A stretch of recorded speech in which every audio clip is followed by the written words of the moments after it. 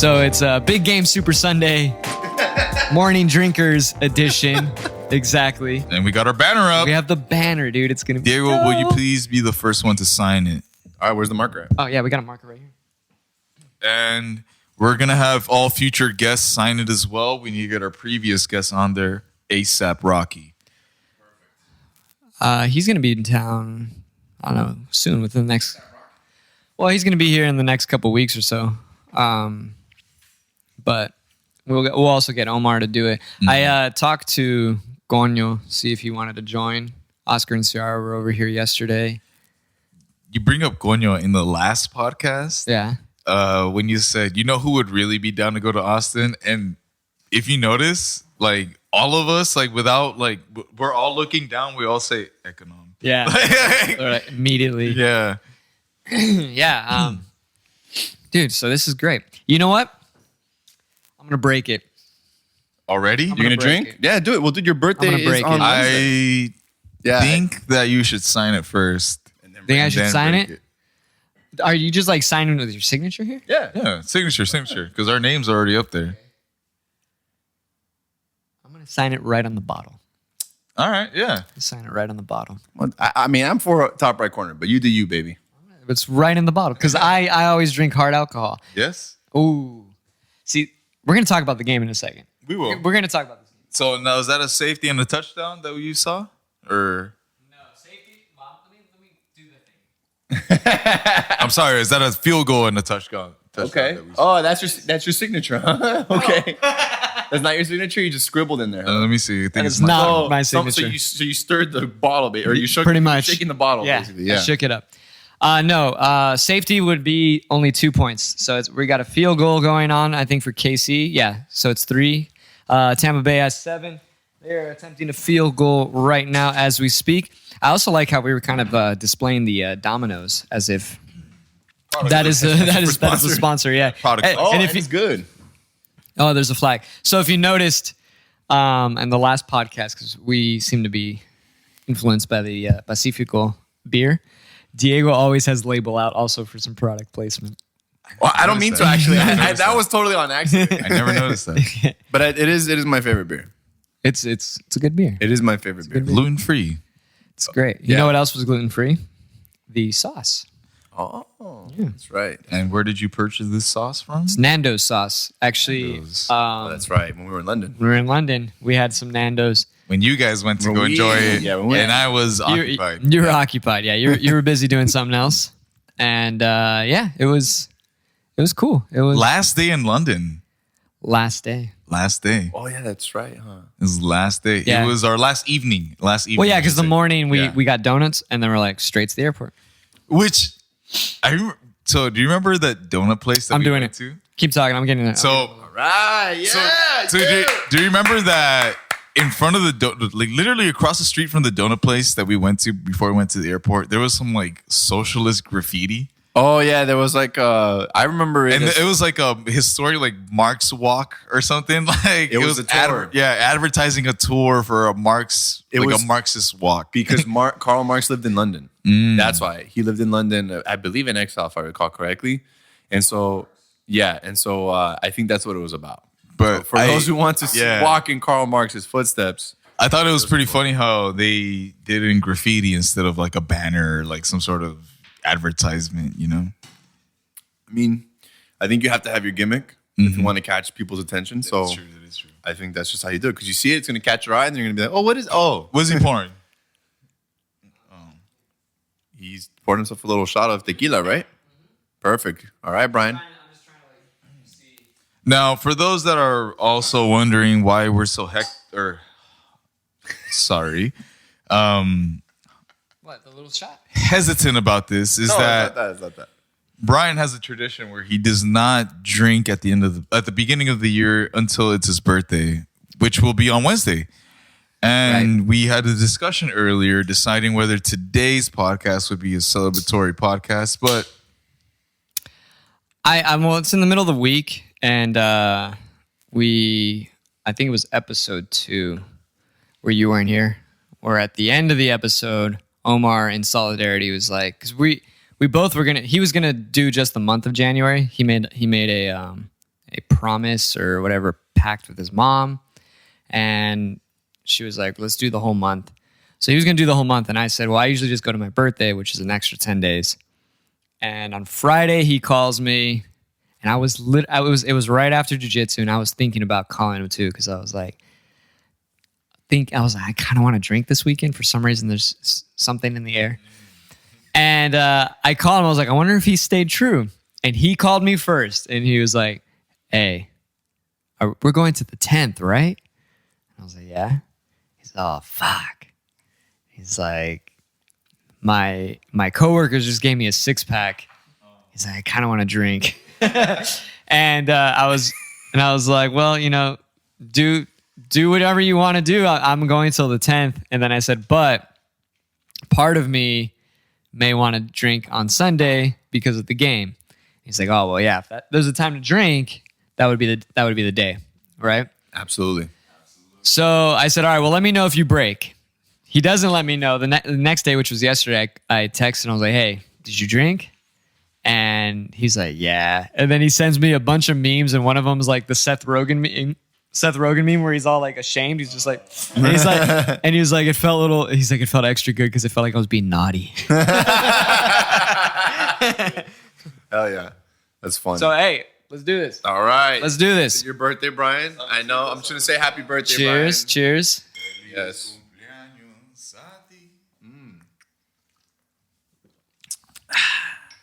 That looks like such a heavy pour. That's a hefty pour, dude. But no, it's the, what else is in there?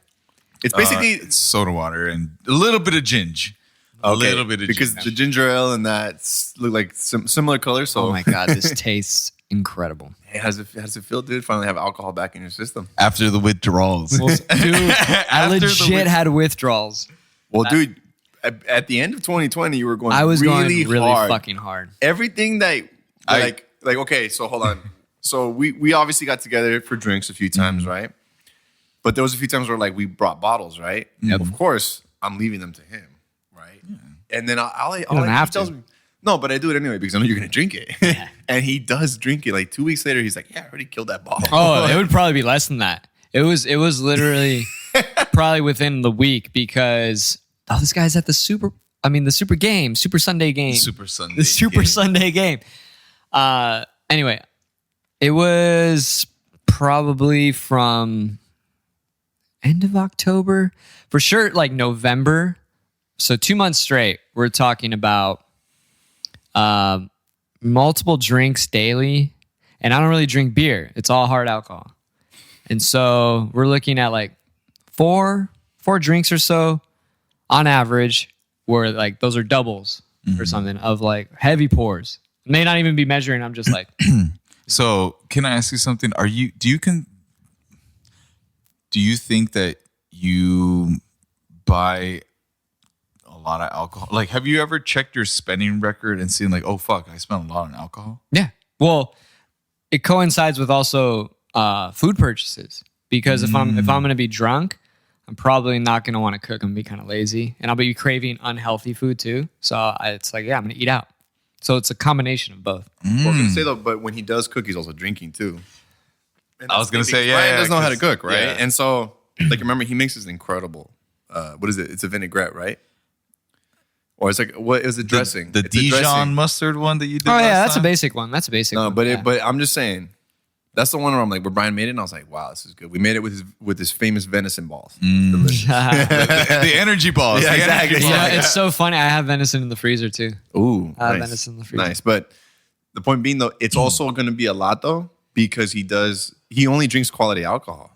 That is too. But I mean, what I'm saying is like, have you told yourself that maybe you need to cut back because you recognize it to be too much? So I do it every year where I go from January to my birthday, or in this case, like around my birthday. I'm 3 days away. But I've recognized, I think it was actually it wasn't this past June. It was the June of 2019 where I think I took basically that month off as well. Because of that. I was like, I'm kind of spending a lot. Let me just cut back for the month. And like I said, it coincides with I wasn't even going out because this was pre-pandy. I was not going out because like usually when you go out, you're like, yeah, I'm gonna have a drink or so.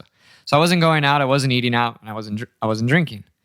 And yeah, I saved a shit ton of money.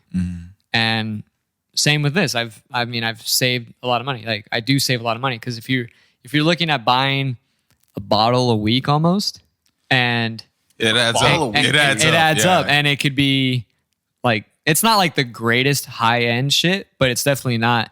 I'm not buying not plastic bottles. Yeah, they're not plastic bottles, and I'm not buying like basically Smirnoff or something. You know, fuck that.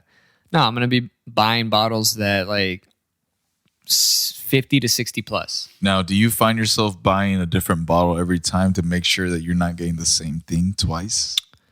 Depends on or is there like an old reliable? It depends. The one that I actually don't buy twice in a row is actually the rum that we like, the Plantation 20 year. I don't usually buy that back to back. Because Diego would buy it for you. No, I usually just like I'll go through a rum kick, and for some reason that rum in particular is just it's so fall. You've always winter. been a tequilero, dude. Well, there's that too, Yeah. and mezcal. So like sometimes I'll alternate between the two.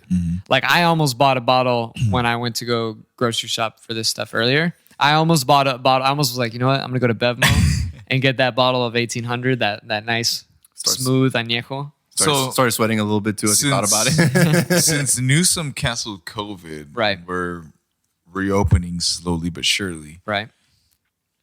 I remember we used to go to the mezcaleria next to the cemetery in Old Town. What was the name of that one? Tahona. It's open. They just reopened. And I was going to ask if it was open. They just reopened again this past weekend. I got an email. 'Cause I'm on You their got an email. list. I'm on their email list. You know And- what? That makes sense though to me. That doesn't surprise me. It's bomb. It's bomb. Now- Food is bomb too. It's pricey. Because it is, but it's, again, Old Town. You want to get that. You're paying for the ambiance, but it's Yes. also like high quality food and drinks. Look, bro. Now, I'm sorry to interrupt, but the only thing I want to bring up is that out of all the times we've been there, the only time that stuck with me the most was the mezcal piña coladas that we got. Dude, those are delicious. That's what I was gonna say. Is that they make good ass drinks. It's a mezcal painkiller. It's like the one that I ended up making, that I ended up learning how to make. Yeah. so good. The mezcal piña colada was like perfect because it had that. It was a piña colada, but it had like that smoky kick afterwards that was And just perfect. That's kind of what I prefer a little bit over, because if it's just rum in there, it's just sweet on sweet. I want a little accent to it, and the mezcal balances it nicely. So I like that. Last time I was there, I was on a date. It was early November. Yeah, I was on a date, and there was like a fight that broke out. It wasn't like crazy. Fist fight or verbal altercation? I think it was slightly physical, but it didn't really extend beyond that, where it was a brouhaha, if you will, you know? Like, did anyone get any water thrown or any drink chucked in their face? No, but I think there was like a glass or whatever, something broken. Thrown, or- It was actually between one of the bartenders, who I believe is actually one of the owners as well, and just some customer. And the customer, I think, actually like took off his belt and like did this, but with his friends and everybody were holding him back. Like, yeah, like literally like tried to hit, and it was Can I ask? the weird thing that happened on a date. Can I ask how long into the date this happened? Like, was it upon arrival or like? No, that would have been the best. That would have been funny. She's like, Where'd you take me? This is a good place. Yeah. Old Town gets crazy. You're like, it's real Mexican. No, we had just sat down and probably placed our drink orders. Oh, so not even the food yet. No, like we waited for So probably 15, 20 5 minutes. to 10 minutes in. Yeah. Yeah, because we waited like 15, 20 minutes because there was a wait. Because this is COVID. So I'm talking about like as you're seated. Yeah. right, but as we got seated, it was probably we just finished putting a drink order, or we just got our drinks, one or the other, and then And shit broke loose. yeah, and dude, she did this thing that I fucking hate doing, and I hate seeing, and it's when couples or dates, in this case, sit on the same side. Your date did this. Yeah, like I was like, oh, which side do you want? And then she was like, Yours, obviously. and she's like, well, I'm kind of cold. Like immediately, like wanted to like cut her. She said, I'm kind of cold. Like, can we sit on the same side? I'm like, no, like I don't want that. I hate that. I hate sitting on the same side. Like I don't want to talk. I don't want to have a conversation like this, or like this, or I have to turn my body. Like it should be you're across from me. But I was like, all right. Clearly lacks etiquette. I like perpendicular. That works too. Yeah. If it's like right here and then Yeah. she's right there, that works too. That's fine. But right next to each other is just uncomfortable. It's weird. So she did that, and then the altercation happened behind us. So when like I hear something going on, I was like, there's something like that's not just normal banter. I was like, there's like an argument or something going on, and then I just see like a huge crowd, and yeah, like it was. And then the owner bartender just starts apologizing. He's like, I'm so sorry that because he knew he actually fucked up too, because He recognized it. he was getting heated. He was getting heated almost to the point where like he was like, all right, like let's go, like let's fight.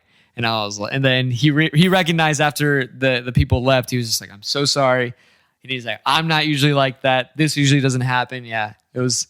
He broke character for a Yeah, bit. exactly. Because he's cool. He's actually hooked me up. I forget his name, but he's cool. He's hooked me up when I've gone there. Okay, and Diego, you can back me up on this. I don't. It's really hard for me to take Brian's word when he says I get hooked up because he tends to get hooked up everywhere. It is very rare for us to go to a bar, for example, before COVID, and Brian not get a free drink somewhere somehow, either be a man or a girl. That's Well, I mean, yeah, of course. Like I've witnessed it actually probably more than you have. Probably more than I have. Yeah, because and- I've been gone. For You were in most of the Hawaii time. for, Yeah, for that's like right. 5 years too. Remember so- one time, where was it? We were at Winston's, and who did we see? Todo Mundo, somebody. Dude, that was somebody. This guy was like, this that's one of my too. favorite stories. This guy was like with two glasses, and he's all like, he just turns around and he looks at Brian. I remember that they lock eyes. Like I just backed up right to get out of their gaze, and I look at both of them, and the dude just looks at Brian like, "Hey, my friend, I ordered this beer for my friend, but she took off. Do you want it?" And then Brian just does this because he always, you know how he's always, Yeah. he's like this with his hood, and he goes. I know where you don't know if the guy spat it or spiked it. That's or how you know something. this is pre-pandemic because you do all kinds. You're like, yeah, fuck it, Yeah. sure, I'll take it. How? Okay, think about it. Like after pandemic and everything, or during right now when things are opening up, how hard is it going to be for people to take things that are offered from strangers? I'll go right back in.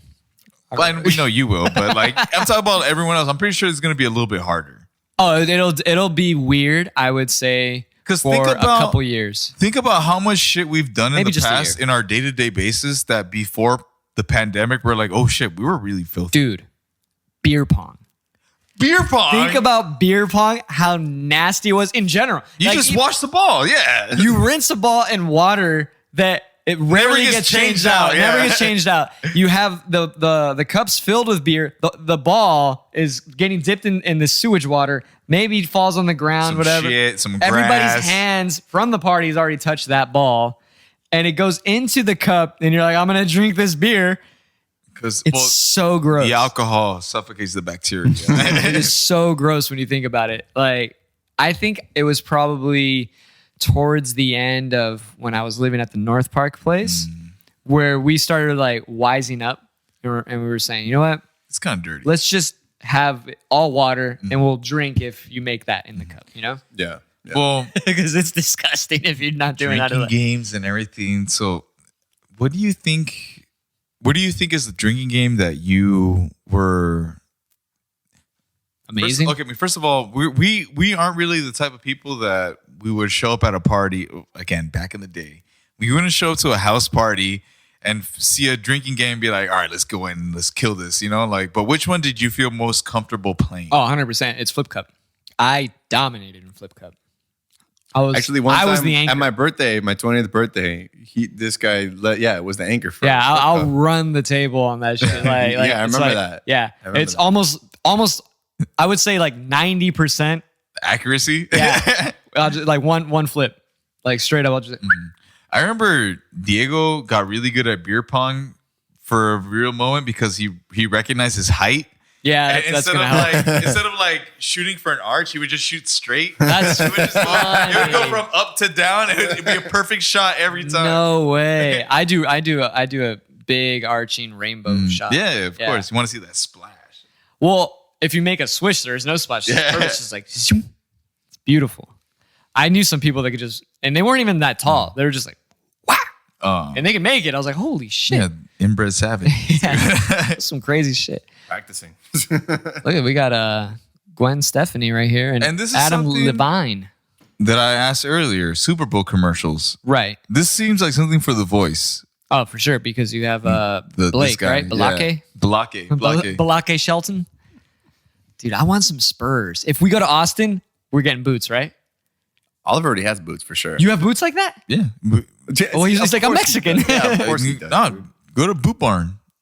Yeah, but you have them though. Yeah, but you have them. I have boots. I don't have boots like that. Cowboy boots? You have cowboy boots. They don't have spurs, But you have cowboy boots? but they're not pointed. But that's what I'm saying. Like legit cowboy boots. I'm not going to say no, but yeah. We're going to Texas. We're Look, going to okay, Texas. remember the scene in Austin Powers, the first one, International Man of Mystery, when they're in the bathroom. That's the first one? I thought it was The Spy Who Shagged Me. That's second. That's the second That's the one. second one. Remember in International Man of Mystery when what's the name of that actor? He walks in, the guy that sits down next to him in the toilet. He's like, hey partner, have a good one. Tom Arnold. Yeah. Tom He's like, Arnold. Yeah, Tom he's like, Arnold. give me a courtesy flush. Yeah. Like, yeah. I just imagine that's how Brian wants to dress. Like that. Like a Tom Arnold. white cowboy hat. I don't want to dress like that. I would for the gram, you know. And so I to think speak. you would look actually Let's damn good. let's dude. I think you would not look let's damn not good. ignore that Brian has a relative that rides bulls and wears the attire well. Yeah. Who's to say that Brian doesn't carry those jeans and can wear them well? I have a photo of him wearing can rock a sombrero That is true. and he has a fake mustache on. And I'm like, dude, this dude is straight up from Zacatecas for sure. Like 100%. Saca las tetas. yeah. Exactly. Zacatecas. 100%. And it looks great because in it, he had been drinking a lot of tequila and you can tell he's drunk because his eyes are like this. He's all It's perfect. fucked up. Yeah, it's perfect. He's got the Brian eyes. Yeah. Right. Also, not to mention that one of his ancestors fought side by side with Pancho Villa and robbed his ass. There When is you that shared too. that picture of your great grandpa or whatever or uncle on the group chat, Yeah. that I was like, oh fuck, like Oh yeah. he's more legit than I am. Dude, it's crazy. Like when I ask my family, and sorry, I'm gonna do a quick little like screen record thing. Yeah, go for it. When I ask my family about that shit, there's some crazy stories, man. I bet. Some crazy stories. All right, here we go. Boom, we're going. All right, let's go back to the game. It's almost a halftime show, by the way. Oh, okay. And That's we're- right. Yeah, that's right. Waiting for the weekend. And I had this conversation with Brian kind of a while back when the weekend would release one of his newest albums. If you listen, okay, again, me, when I listened to the album, to one of the Weeknd's newest album, it sounded really pop, really, really pop. Have you heard any of the Weeknd stuff? Oh, I have that one song, but that's it. Which one? The one that we covered. What? Oh shit! That's like not any of that's the like new stuff. 5-6 years ago. Yeah, that's Okay, it. So, I was gonna say, I have no idea what you're So talking the about. Weeknd's new album, to me, again, sounds really, really pop. It has really, really pop sounds to it, Ay, papá. but it's labeled as an R&B record. Well, R&B is pop now, though, dude. Like, I mean, you could say it's been pop for a long time now, or it's within the umbrella. Of But if you listen to it, it feels bubblegum pop instead of like R&B pop. See, makes sense. I'd have to play it for you, and obviously I can't play it while we're recording. It is. You know what I'm talking about when I say Yeah, that? we had this conversation. It is more synth wavy. so it's right up Fern's alley. Exactly. Oh, okay. Vaporwave. As It has the calls it. taste of the 80s to Yeah. it. Yeah, that's what's big right now. I mean, it makes sense. Which is funny because I feel like it's lasted longer than I thought it would. Yeah, I'll agree with that. Because Yeah. things always come back around. It's cyclical. And yeah. this like 80s thing has been going on for I feel Minute. like a couple years Yeah. longer than I thought it would. Well, I mean, to me, I mean, when I remember getting into that sound, it was at least with. I mean, it was obviously we heard Zapp and Roger because of our parents and stuff. My mom. Oh shit, he's going long. He's going. Flag. Yes, He's throwing the flag. He's throwing the flag. Parents, right? Boom! Oh shit, dude. What were you saying, Diego? Zapp and Roger? Yeah, so we know, like, we're familiar with that, right? Because our parents. But I remember when 24 Karat Magic came out. And that to me was like, at least in my memory, that's when the timeline starts. That's Bruno Mars. Yeah. That's when it starts. 'Cause I remember when that came out. Was it him? I think it was him that hit it the mainstream to where. Well, yeah, because to me, that whole album was cool because I think it really went from early 80s. And as you like progressed through the album, I think he did it on purpose. Like it concept album line? Yeah, it got actually more, it went through the 80s and then early 90s with the New Jack Swing. Yeah, so I was going to say the New Jack Swing. And there was a progression. It was like a linear progression on the album order, the track order. I think there was a concept that it was cool. I thought the album was cool. Like it's like an homage to that era and genre of, artists. Yeah, but as you guys, as people that have to cover that shit, how did that feel?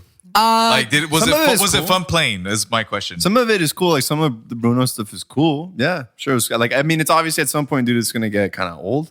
But it was fun. I didn't mind playing it. Yeah, sometimes it was cool, and a lot of the times, and I think this isn't discussed often, maybe because they don't want to hurt people's feelings. Excuse me. Yeah, Brian. But it depends on who you're playing those songs with. Depends on the group that hired you or the group that you put together. Because like if I'm playing not 24 Karat Magic, what's the older one? Treasure. If I'm playing Treasure, which I've played or Locked Out of Heaven. Yeah, like so many times. If I'm playing with my close homies, for example, like I got Omar on bass, I got Jesse, I got I don't know, like Ricky on guitar. I don't know, just whoever. If I'm playing with like closer homies, it doesn't bother me nearly as much as if I got hired by like a corporate band. Because it's more of a playing around. Yeah, we're playing around, and we Tim's might on kit. Yeah, and we might find a way to make it fun for ourselves. Maybe one person does something silly that the audience or whatever may not recognize that we're being silly, and so it becomes almost like an inside joke to us while we're playing. So how many times at a gig have you guys played little games between yourselves that the audience won't catch? Oh, almost all the time. All the time. Like quotes, for example, for the longest time, Jesse was always quoting, what's it called? And that's Jordan Michael, right? Yeah. George Michael. It's like Careless Whisper. Careless Whisper. Yeah, he was always finding a way to throw it in a solo. And it wouldn't be so obvious, but if you're a musician or you're sharing the stage with them, you can catch it. And then that's when it becomes kind of funny. You're like, this guy, every solo's doing it. That video of Tim going hard and then playing the cymbals and drums with like the water bottle and stuff. Yeah, he's doing that, and then he's hitting the balloons. Yeah, dude. Yeah. At the same time, so it looks like the balloon is making the cymbal crash. He's like, psh, yeah. Psh. Oh, that's one of the videos that like I try to like search in the archives because it's so fucking funny. I have it on my hard drive somewhere when I was clearing out my phone. I just remember you told me that like you had your iPhone propped up like. No, I held it because I had to, because he was doing it spur of the moment. I wasn't planning, and so I didn't have my little stand, and so I just pull out my phone while I'm playing. I'm like switching hands, and then I put it in my left hand because he's right here, and I'm just kind of playing one handed, and I was trying not to lose it, dude. It was so hilarious, and he's smiling the whole time too, dude. It's such a good fucking clip. Yeah, is that a high school reunion you played? Yeah, it was like a 20 touchdown. Holy shit. Chiefs. Okay, so I got $2 on this game. That's all I have. I don't have any cash. Nobody has cash? No. Damn. So, sorry, man. I wanted someone to bet against me. I wanted to make at least that 2 and 2 of 4. What funny stage stories do you have about something going on stage where obviously it's only within your guys' world, but like the people on the audience won't they're oblivious to? Well, the only one that comes to mind is when I used to play with Surefire. This may not be exactly what you're asking for, but we were doing sound check at the Boom Boom Room, and they're like, "Can we test the talkback mic?" And so Tim was testing it, and then I had my own monitor, And the sound guy goes, "Percussion, do you want the talk back in your monitor?" And I said, "No," because I didn't want to hear Tim. And then I remember everybody started cracking up. I was like, "I'm joking. Yeah, give me some talk back, please." But yeah, I was just I mean, there's that. What else? I mean, I have some stories. I just don't know if they're appropriate to share, dude. You have to keep in mind as well, like me being part of this friend group and like everyone that you guys have shown me and been around by, my stories are from the outside looking in. So when I get to see shit like this unravel, I get a different intake on it. Or like for me, sometimes it's funnier than the actual context is. When you say unravel, do you mean like us telling the story right now, or do you mean no? When it happens in the moment, like for example, when.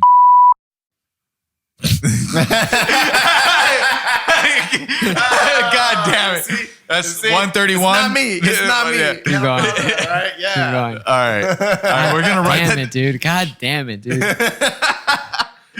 Okay, I'll say this. There was a time. There was a time. The one that was most memorable for me is the Qtips one. Oh, When they put Qtips on your timbales. Oh yeah. and Was they're that, like, was that on my Tims? it wasn't your Tims, but you were so. Somebody else was playing. Someone else, and then you went on, and then you Where's took the a break. sticks at? And that was where the sticks at. And they put Qtips there, and they're like, "It's because we need them to play a little bit quieter." That's funny. I'm sorry. There's something going on right here. I'm gonna have to hear what the beef was. So this is Tyrann Mathieu, the Honey Badger. That's his nickname back in college when he went to LSU. That's how deep I used to like follow this. He was saying something to Tom Brady. I don't know if he was talking mad shit or whatever, but he looks a little upset. The mask on. I know the mask. That's so silly. At this point, you might as well just have it off. Yeah. But Yeah. I get. I'm It's a statement. I'm at that point. assuming that most of the people that are present have been tested. Yeah, exactly. Or living in a bubble. Well, they were in a bubble for sure. Yeah.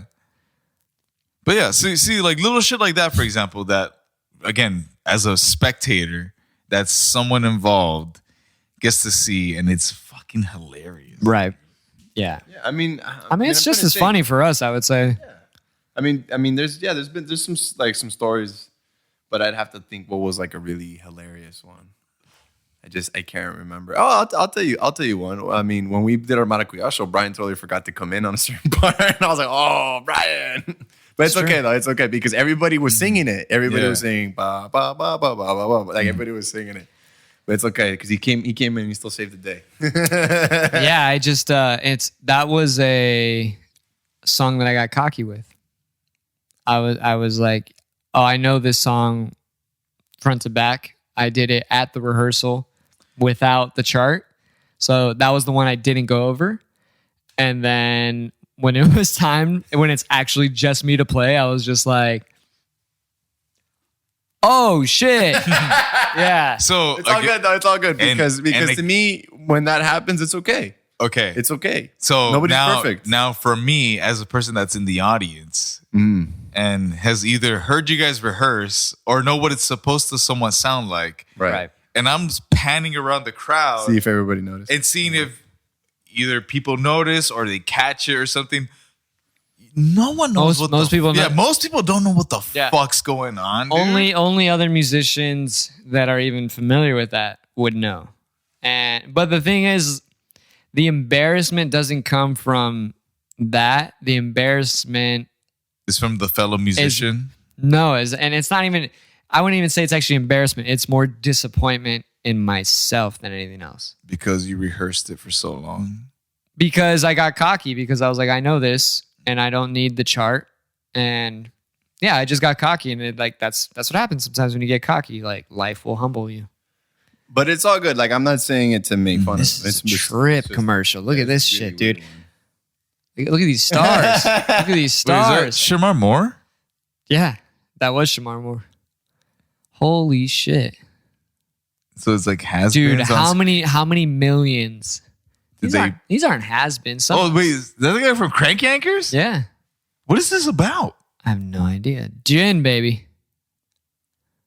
There have to be advertising something, right? We'll see. wait a minute. All What the fuck's going on?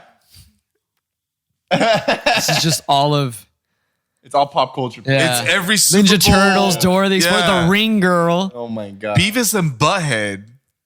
It's just Paramount. Oh, okay. Live sports, breaking news. Mountain of entertainment. We do everything, All right, ladies and Oh, gentlemen. Paramount There's Plus. streaming service. Paramount. There's streaming service. Dude, that's so ridiculous. It's all just going full circle. It's just going to be cable channel. It's like, dude, cable's been like, we've been doing this for years. Ricky Gervais at that award ceremony said, like, Oscars. if fucking ISIS had a streaming service, you guys would be running to sign up for it. Yeah. Oh my god. Dude, I just stick with the basics. I signed up for Disney Plus because it has a bundle package. It does? Yeah, it bundles Hulu and ESPN. I got my Hulu from Spotify. Oh, so it was just like commercials. So it was just like, all right, I'm gonna do Netflix and then the Disney Plus, the whole package. So that's all, and obviously internet. But I paid for this game here though, because CBS for some reason is the only like local network that charges. ABC is a free app. You can watch live ABC like TV. You can't get the game. If the game were on ABC, you would. Fox, same thing. NBC is all free. CBS is the only one that's like that charges monthly. So I paid $6 for this game, Thank you, Brian. and I made delicious pollo for you guys.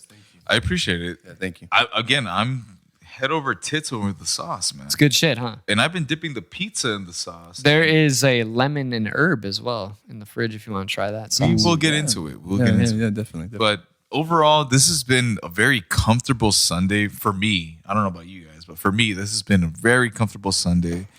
Cooking musubis earlier, listening to music, dancing and singing around. Like, Well, that's what it's all about. I mean, it wasn't super comfy to me because I wanted to be. I didn't want to be lazy. I like doing this shit, so it is just a lot of time, like setting up everything. yeah, but it's worth it. I mean, we got the banner up, we got the lights going. Yeah, these lights are fucking dope, though, dude.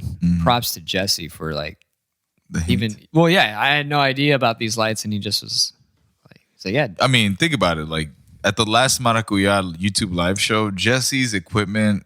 yeah, it was on point. Like, that's when I saw his arsenal, and I was like, okay, he's not fucking around. Yeah, he knows what the work. fuck's going down. He put in where he did his research on it. Whereas, I mean, clearly he had a vision, and so he did his research on it. Whereas this was just something that I kind of stumbled back into because I used to do videos all the time, and I was like, oh, let me get back in. And then Jesse was like, well, let me put you up on game and show you some other shit. And I was like, oh, shoot. Dude, I straight up, when I was at Best Buy the other day buying a cable, I was looking at the other cameras.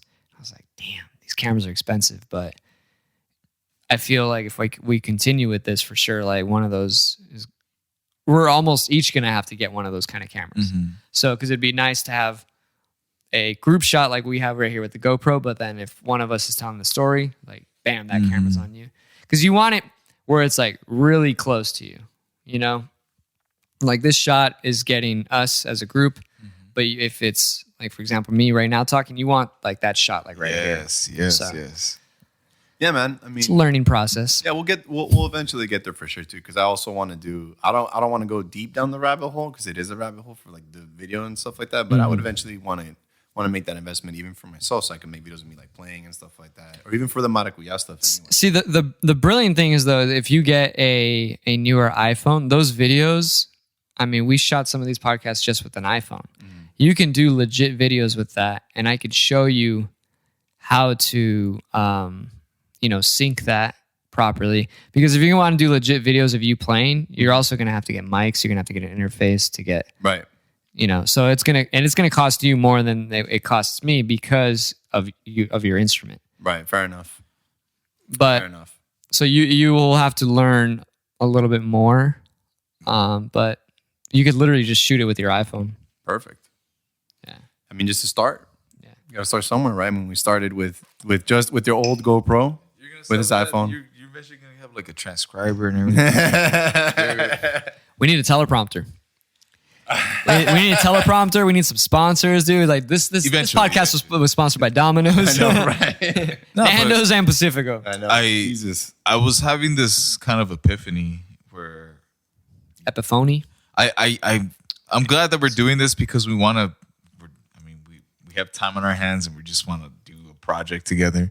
But thinking about future generations and like how having these, so I've been having conversations with my dad where he tells me that the reasons why he recorded music and everything is because he wanted something to show to his later generation. Time capsule kind of thing. Kind of, yeah. And for us, I feel like, well, for me, this podcast kind of has that feel to it where it's like, I want to know what the fuck I was thinking at this point in my life. And I want to go back to it and be like, oh, okay. It's almost like journaling. Yeah, it's a vlog / journal kind of thing. And so last night I had Ciara and Oscar over here, and I was mentioning that this whole idea of it wasn't a podcast, but I remember, and you guys were both there actually when we used to do a lot of house parties where we were always hanging, playing music, and so on and so forth. I remember many times where I thought like, dude, it'd be cool if someone can document this, either actually like write down what's happening on, like almost like write it, tell it as a story, or like a little biography kind of thing. Or, hold on, let me finish it. Or if someone were to actually like film this stuff. And I had this like years ago, and I thought it'd be cool to do that, but I don't want to do it because then it takes me out and I'm not able to enjoy the moment. If someone else can do it, that'd be dope. But now this is at least like an offshoot of that idea. And now I'm able to capitalize that on that and be like, well, we could document, like you said, it's like a journaling thing. And we could document what we always thought was fun, which was the hang that we do, the group, like the random discussion. I kind of want to get blasted, by the way. I really want to get like, you're already there. I'm already there. Yeah. You're already there. I really want you to join me. It's a slow climb. These are small shots. I know. These are small shots. But I'm just I have saying. this and this. Right. Okay. Yeah, so he's up there already. I'm on the hill. I'm waiting for you guys to reach my level. Yeah. He's been interviewing us, by the way. It's hilarious. I know. Yeah. And if you have, and it's like nonstop questions. Like we don't even get to finish our answers, and it's nonstop questions. Again, the liquid confidence is just pouring through me. All man. right. So you raised your hand. What? I wanted to say that. So I don't know if I've ever officially like told both you guys in the same room, I guess, but like. Long time ago, I was writing a book and I lost in the moving process from Hawaii to California, blah, blah. That story's fucking over. But in it, I actually had a piece written about the first time we ever played What You Won't Do for Love at that girl's house in Bonita. Where you were on the melodica, I was on the ukulele. And Fern was there. Fern was not there. Fern was not there. I do not remember. Donald was there. And Monskis was there. Oh, I know what you're talking chick? about. I think I know what you're talking Monskis about. was there. And, Yes. I can bleep this out, but I No, don't we know won't the say name. we won't say Donald- who, but remember it's a 3-story house in Yeah. Bonita. It's going towards the, Bonita Road. the sentimental party, the centennial party. Yeah. Yeah, Fern was there. Yeah, he was there. Not for that Not for that moment? Okay, Not for but that for- moment. So I'm thinking, okay, I know who you're talking about. at that party, invited. I remember. Monski. By the way, this is the weekend. Oh, they're going on. So I remember Donald rolled a blunt, and then Monskis started it, like lit it, and then he looked at Donnell and was like, "Pretty good blunt." And then we started playing "What You Want to Do for Love." Right. Wait, was he on the melodica or was he on the grand He piano was on that was there? He was on melodica, you're on bongo, and I was on ukulele. And then after that, yeah. we played Cuarto de Tula. That was when I moved to the piano. That's when. That's right. Fern was there yes. for that. Yeah, Fern that's right. was there for that. I do Okay. remember that now. So here, let's see if he has his plastic surgery. No, he looks pretty normal. What? Yeah, In he had the some, album he had cover. some weird, like, okay. yeah. It was probably just prosthetics. Probably. It was just like Michael though. Yeah. Michael Again, the Jackson. album as well. But yeah, so that's actually one of the first writings I have of like us mingling in music, where I'm involved. Because most of the times I'm not involved. Right. This must be so weird. I mean, like, I can't imagine lip syncing like this. They're lip singing. Yeah.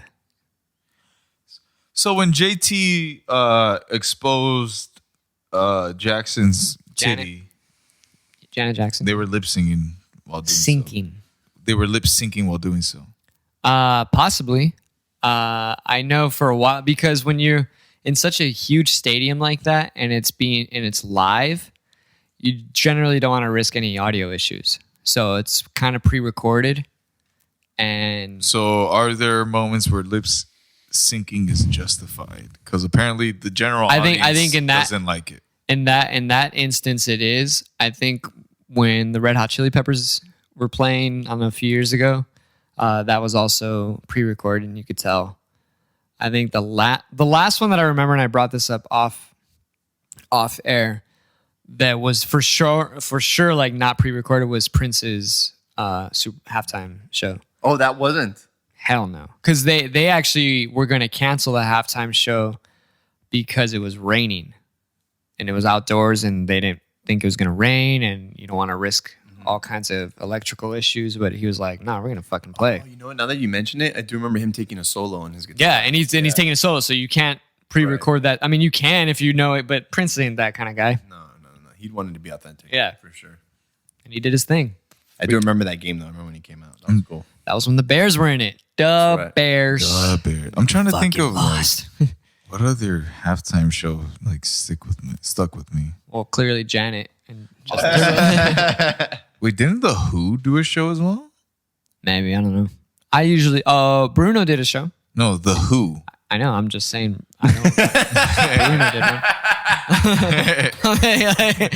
That's not even close. It's like, yeah, I know who the Who is. But Brian, before you finish your answer, let me ask you another question real quick. This is weird. Look at it. He's in a little light maze. That's funny. That's when you're a performer. Like, yeah, I'm just gonna in the camera. People will dig it. Yeah. People will dig it. I hear this dude is like a raging fucking like cokehead and all kinds of shit. Wasn't that what his last song was about? Can't Feel My Face? That was about coke, right? Yeah, but that was that was years ago already. But I'm just saying, like, well, also just like drugs and partying in general. Like, I hear this dude's like a fucking rager. Well, when you're in a stratosphere like that, Not everybody though. most people have a tendency to like spend their time wisely, you know? Dude, what is happening? This is so weird. Does this not remind you of the Slim Shady's MTV Music Award where he did Where everybody was Slim Shady? where everyone was Slim Shady? Yes. Yeah, but this is like everybody's got bandages because of the surgery kind of thing. Hey, I don't really know anything about The Weeknd. but MTV Music Awards, they used to be big. I remember like looking forward to them. I think they pre-Pandy, so like just last year, like 2019, I guess. I think they are probably still big, but we're not that age anymore. That is true. Like We're not the TRL age. Yeah, I think about that all the time. Where like there are artists that I find out because of my students, and I'm just like, oh, that's right, because you guys it's different pop culture, and there's some that transcend. Whereas like they know The Weeknd and I know The Weeknd, but there's some other ones that I'm like, who are these people? And then it's even more so now because you have people that are just YouTube famous or TikTok famous. And so it's I haven't encountered that yet. yeah, so well, you don't have students Yeah, like exactly. So there's like an additional stream, so to speak, of pop culture, So is that like the underground? but it isn't though. Yeah. So Honestly, because mainstream that will, like, for example, this is almost probably underground because TikTok is so huge. You know, YouTube is so massive that those people that are stars on those platforms are fucking huge. But since I'm not active, I'm not on TikTok at all. I'm on YouTube, but since there's so much content on YouTube, like, I mean, I don't know. I guess the best way to understand it is you're basically only going to be able to access YouTube in English because you know English, or YouTube in Spanish, right? So there's all if you know Portuguese, French, whatever, like Japanese, like there's all this whole, like you said, it's just a different side of it, honestly. It's crazy. And it's only going to get exponentially crazier. so there will never be an underground anymore. No, there'll still be an underground, but the thing is, I think underground will be a Concept. term that just depends on I guess like your world. For example, like let's take whoever, like an Instagram star or TikTok, whatever, YouTube. If that's not part of your world, like to you, that's going to be underground. You know what I mean? Yeah. Yeah. I get that. But if you're a fan of that person and then you do your research and you're like, whoa, this person has like 15 million subscribers. That's a shit ton of people. You're like, how was I not aware? I was like, oh, it's not your world. Mm-hmm. You know? It's true. Strange. So that's actually why I think people that are really pushing for everyone to do a fucking podcast or do a live Twitch stream. Twitch is another platform. You know, like do this, and that. You can always find your niche. There are so many people that you could always find your niche. Mm-hmm. I was talking to Matt when I first told him about like upgrading this rig for the podcast, and he was telling me there was an extreme fucking benefactor that logged on to some musician chick's live Twitch stream and Venmo'd her, did he say like $30,000? Something crazy. We're going to put up the GoFundMe page. Dude, so you guys can donate whatever you can to us. Like something ridiculous and exorbitant amount. And he was just like, yeah, this dude had money. And he was just like, I like what you're playing. I like what you're doing. Like, here. Fucking, you're killing it. It's like, holy shit. That can change your life if you use that money correctly. Right, of course. At least handle your year. Yeah. You know, like 30 grand, you're like, holy shit. Tax free? Okay. Yeah. I like how he just got up, didn't say a goddamn thing, and just went to go do his thing. Beautiful. I'm so glad you're drinking for this one, dude. I can't handle the sober. What happened? Oh, man. You know, this is so boring that it's muted. I almost want to give it a little bit of volume, but... Yeah, no, we can't. It's all good. I don't really know the rule. I feel like you probably can give it volume, but you can't show and give it volume. I think it's one or the other. Maybe. But it's just to play it safe. I'm like, fuck it. No. We don't need a cease and desist letter. You know, we don't need that. Right. Mm-hmm. I don't want YouTube to flag it and be like, no, you're only 6 episodes in and cut. Right, exactly. We don't need that. He needs to sign the sign. Did he already? No, Yeah. when he comes out. No, he signed it. Oh, yeah, he did. Yeah, we're good.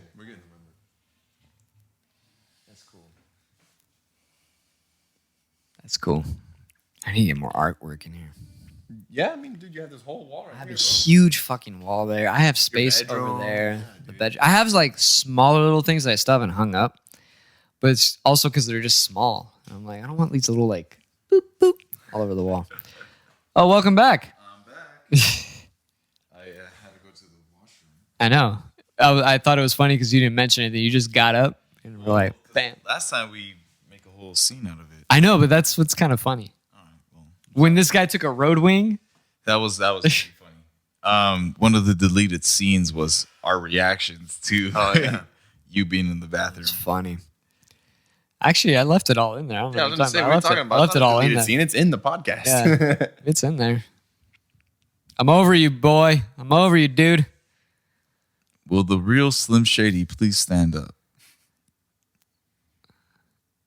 So you listened to his whole album? I did not listen to it completely, but I listened to a good half. Is this relevant to the album? Like, no? Well, like maybe, why? Like, maybe again, just like don't maybe it's a know. song I did listen to, but it's it's the same. It's the same theme that's going on. So that's why I'm kind of wondering what's happening. Raymond James. Yeah, Raymond Stadium. James Stadium. I don't know where that's at. You're right that it's probably in Florida. I don't think it is Tampa Bay. That would be so weird. So Florida has been one of those states that has Dude, it is. You're right. They're playing in their home stadium. That's what I figured. That's yeah. crazy. I had heard that. But it's one of those That's what I was states like, wait a minute, yeah, that- it's neutral. has been open. Oh yeah, Florida and Texas are like really bad. wide fucking open. You know, you're saying it's really bad. But Well, like for their the- cases. For the healthcare system, yeah. I mean, the last time I checked, I don't know. I haven't You been as a living- person that works in the healthcare in I've California seen their compared to case Texas, numbers go down. going down now, but they were badly hit. Their system was overwhelmed the last time I checked. But it was a while ago. They're surviving. They're fine. I mean, They're better than California right now. California is dog shit, especially LA. well, LA, yeah. I mean, LA is a massive city. I mean, it makes sense. But it's like, how's New York doing, for example? It's another massive city. They're doing better too. Then what are we doing wrong? San Diego's fine. It's LA that's doing a lot wrong. It's LA. Okay, It's Oliver. Yeah, Oliver. Look. Let me put Thanks, bro. Thanks. Let me put it to you this way, dude. How many ICU beds do you think San Diego has? Oh, no, we're gonna do this again. I know we don't He have brought it up. enough. He brought it up. Let's just listen to podcast number 2, dude. Yeah. Or 3. It was 3. It was episode 3. I mean, long story short, dude. I mean, I don't think it's anything that we're doing wrong. It's just a matter of It's what we did wrong, actually. Because the fact of the matter is, sorry to interrupt. The fact of the matter is that we don't have that many ICU beds, and that's a failure on on our part. Yeah, Exactly. Basically, dude, it's we don't have as much as people think. We don't. And when I looked up the information on how many licensed and staffed beds San Diego has for a city full of millions of people, and how many ICU beds we have, dude, it's not enough to the point where something like this, right, where you're dealing with something highly lethal. I mean, not highly lethal, highly contagious, but not highly lethal. Enough cases are still gonna Getting overwhelm more pizza. right? I'm fucking hungry. Go for it. So the point, dude, is that if you were to go to the hospital, dude, yeah, we were running out of room. We were, because all the cases that were coming in were COVID cases. And then the nurses, dude, there are only so many nurses. There's only so many that are able to handle all that, right? Professionals. So at the end of the day, yeah, Texas and Florida are open, but their healthcare workers have to deal with a lot. And that's just what so you have to consider it. To some people, it's great. To them, it's not. Because I have a friend who's up in San Francisco right now, and she's doing her residency, and she's in the ICU, and she's like, I'm seeing death every day. So yeah, you could open up the city, but now she has to deal with that, because she's not gonna say no. You can't. That's the job you chose. Right, but still, that's the thing. Is it really fair to them? And well, that's up to everyone to decide. People are gonna hate my opinion on that. Right, because it's I hate your opinion on that. Do you really? Because it's just like, dude, that's the job you chose. Like, what do you expect? Right, but it's not just that. Sometimes it's going to be overwhelming, and I'm sorry, but that's literally the profession you chose. Right, but it's not just about that. It's just a matter of also, you have to look at it as this way, dude. You can get in a car accident tomorrow, and then if there's no ICU beds, and you need ICU, where are you going to go? Right, but that's a different discussion. That has nothing to do with them complaining that they're being overworked. Right, but what I'm saying is, if they are overworked, right, they're not going to be able to treat. They're not going to be able to give enough, right, of themselves to make sure that the quality of care is there. Right, I get that. Still, like I said, that's separate from them just complaining that they're tired. Because they're complaining that they're tired. No, they're complaining that they don't have overworked. enough. They're overworked. Exactly. There's too many for them to handle per person, and then the quality of care starts going down. The quality of care has been down for a while before this. I mean, sure, but that's the idea, right? I mean, like, somebody in that hospital is like, we should just open up. I'm like, all right, go ask all the nurses if they want more patients. I don't think they're gonna say yes. It's one of those things where not everyone thinks the same on the subject, where it's kind of hard to kind of decide what the best move is afterwards, because not everyone agrees to what the fuck's going on.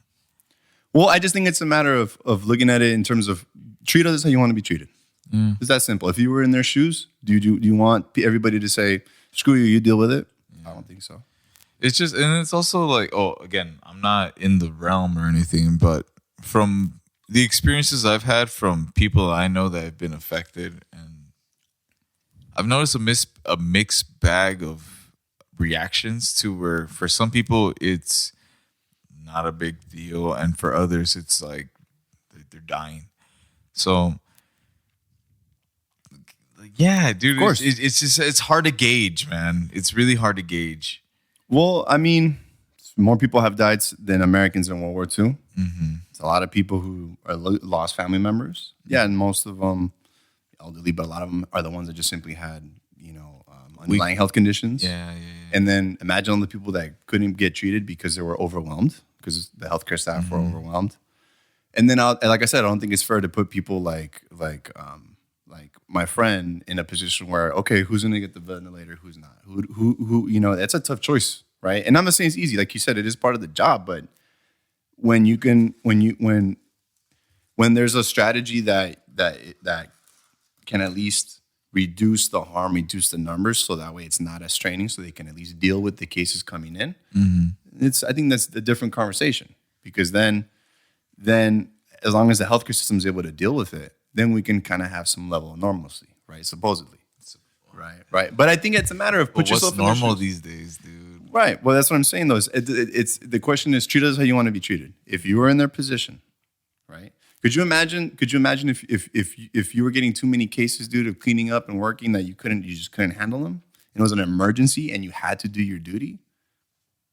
I don't think that'd be fair. I don't think you'd like it. Just treat others how you want to be treated. Life's not fair though. Again, but treat others how you want to be treated. Elementary moral principle. Right, but in this case, this is less on treat others as how you want to be treated, because this is something that's kind It's of like beyond the our greater control. good for everyone.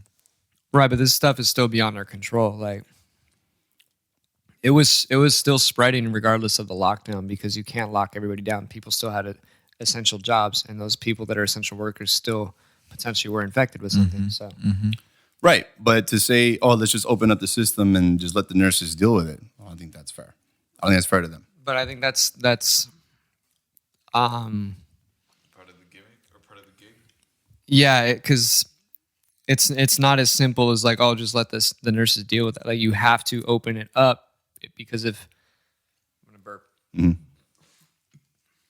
Because if you have a system that's set up where a country's not going to take care of its people, you need to go to work. You need to do shit. No, and I understand So- it's a tough choice. It's a tough choice, but I'm just saying is that I think that what the way it's been handled is actually, I mean, you don't want to say good because it's not where it probably could be, but at the very least, it's not as bad as in some places where they just said, screw it, we're just gonna keep things open, we're not gonna care. I just think that's how it is. I mean, Brian's right in the sense that, yeah, like if there's, we're the worst when it comes to taking care of our own people. So yeah. I think it's cool. I'm getting tired of this I'm sorry, let me catch myself. I'm getting a little frustrated, I guess, for lack of a better word, of everyone constantly referring to as either like the new normal or wishing ways were the way they used to be, Instead of like dealing with what we got right now, it's like it goes back to that theme that I brought up in the other podcast, where we're as fast as our slowest person. So for I don't want to say us, but like for those that either see the light or see what the hell's going on above what's happening to them only personally, it's like they can kind of like, fuck, dude, I'm just Faded. I'm faded as fuck, dude. can't even I'm like losing my train of thought. Tell you what, Like, Brian, how about you and I drive the car for a little bit, all right? Why don't we captain the ship for a little bit, all right? Game's back on anyway. yeah. It was too serious. I mean, This game doesn't look like it's going to go anywhere soon, though. Like it's pretty. no, there's still 2 one-sided. quarters left, so you're right. There's a lot of game left. Oh shit! Oh shit! Oh. That's a big fucking linebacker. What, number 45? Yeah. It's a big dude. But kind of going back to it, ending it real quick, is that this topic of the coronavirus? It's like you try to converse with it with someone, and it never feels like it ends well. Like No. either no one thinks the same way, or there's always some sort of conflict. It just Yeah. the only thing I want, I guess, is like for us to just be happy, even though it's very vague and very general, but Yeah, but my happiness stems from something else. Or No, but be subjective. To what something. makes me happy may make you unhappy. Yeah. So again, there's that terrorism. happens. Yeah. Yeah. One person's terrorist, another person's freedom fighter. Right. I mean, I have a lot of unpopular opinions anyway, so I ruffle. But a that's lot why of we feathers. love you. I guess like I'm sorry. This is like how my brain works. When I look at the world, like these are the thoughts I have. If people don't like them, like I'm sorry. I don't mean to hurt your feelings, but That's just what it is. I don't know. And first down, boom. Dude, these guys are fucking crazy. I was watching these, like, I think it was like another Nature is Metal. That's a great Instagram if you follow that. I always repost it. I follow the Reddit page. Dude, I saw these two Rams just fucking ramming, just ramming each other. And I was just like, this is basically what these guys are doing. But our anatomy is not built that way, you know what I mean? It's crazy. Fucking elks do that too. Yeah. Deer. The way their bone structure is how they have these fused like discs in there. It's meant for that. Yeah, it's meant for that. And these thick skulls and everything. It's crazy. These guys are outrageous. I mean, just imagine, dude, the woodpecker has a skull Yeah. literally designed to basically just go straight into solid surface. Yeah. I for sure have brain damage. Maybe that's why I think the way I think. What? I would say so. Thank God, dude, you don't have so much trauma like on top of that, because they do have trauma on top of that. I know, but like sufficient amount to result in you just saying fuck it, dude. There's still time. There's still time. See, this is why. Yeah. We don't need you to get any more brain damage, all right? I mean, sometimes you can't help. Your filter's already gone, right? Sometimes you can't help that. Sometimes I'm just one car accident away, and because of the pandy, they're not gonna treat me. As long as it's not your frontal cortex getting blown out, dude, because you're just gonna be so violent. Dude. You're already violent as it is. I'm not violent. I'm a sweetie. Nah, you are, dude. You are. That's me right there. I'm Tom Brady. Look at that. Look at the ass on Patrick Mahomes. I was just thinking that. I mean, I played this in high school, but I never really decided to keep following it. Oh. You played on the team? Year. Yeah, he played freshman football. Hell yeah, so did I. I played freshman, and then like afterwards, like Sensei Martinez was like, "You gonna keep wasting your time over there? Like, we got something to do over here." So, what did you play? What position? I was special teams and whiteout. Okay, but why is that funny, Brian? Because like I never played football, so I don't understand why it's funny. If you're only special teams, like then you're not part of the team. You're not like you're just that's like riding the bench because you're not like an integral part. No, unless you're the returner and you're just a bomb ass returner. No, I played special teams and whiteout, and I missed a lot of the practices because Shihan Martinez was like, hey, yeah, like. Well, that's probably why you're on special teams. The coach was just like, all right, he's not showing up again, so all right, he's doing special teams. Because in a public school, so this is the benefit of going to a public school. Public school is more real life. You would have gotten cut. Oh, they don't do cuts in private schools. Mm-hmm. So they're just like, okay, well, it's like YMCA. Well, everybody gets a trophy. We'll find a way where we could use it. So they throw them on special teams. But if in public schools, like you don't show up to practice, dude. Like you're not on the team. You're not suiting up. You're not on the team. It was the same thing with high school wrestling. When I remember I joined the wrestling team and I did 1-2 practices, and Shihan Martinez was like, "You're late. You're not showing up. Like it's either." He made me choose. It was like it's them or this. Right. And that's why you quit. Oh, that makes sense now. Okay, because I remember you were on the team for a little bit. I was on the team. I went to like 2 practices. I did a weigh-in to go to a tournament, and then Shihan Martinez was like, "Sorry, dude. Like, right, your commitment's here." Damn, dude. A weird commercial. Like Samuel L. Jackson is a video game character. There it is. That's that was Samuel L. Jackson, right? What is this? It's Wayne's World. Baby. Oh.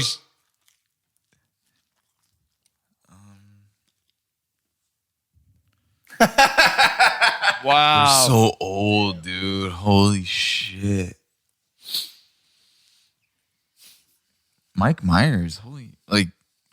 What's your wow. I was gonna say favorite Mike Myers character.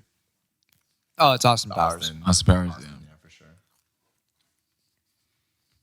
100%. Dude, I'm going to town. All I had was keep eating. All I had was like 2 little tequila shots. Who's that? Well, that's Cardi B.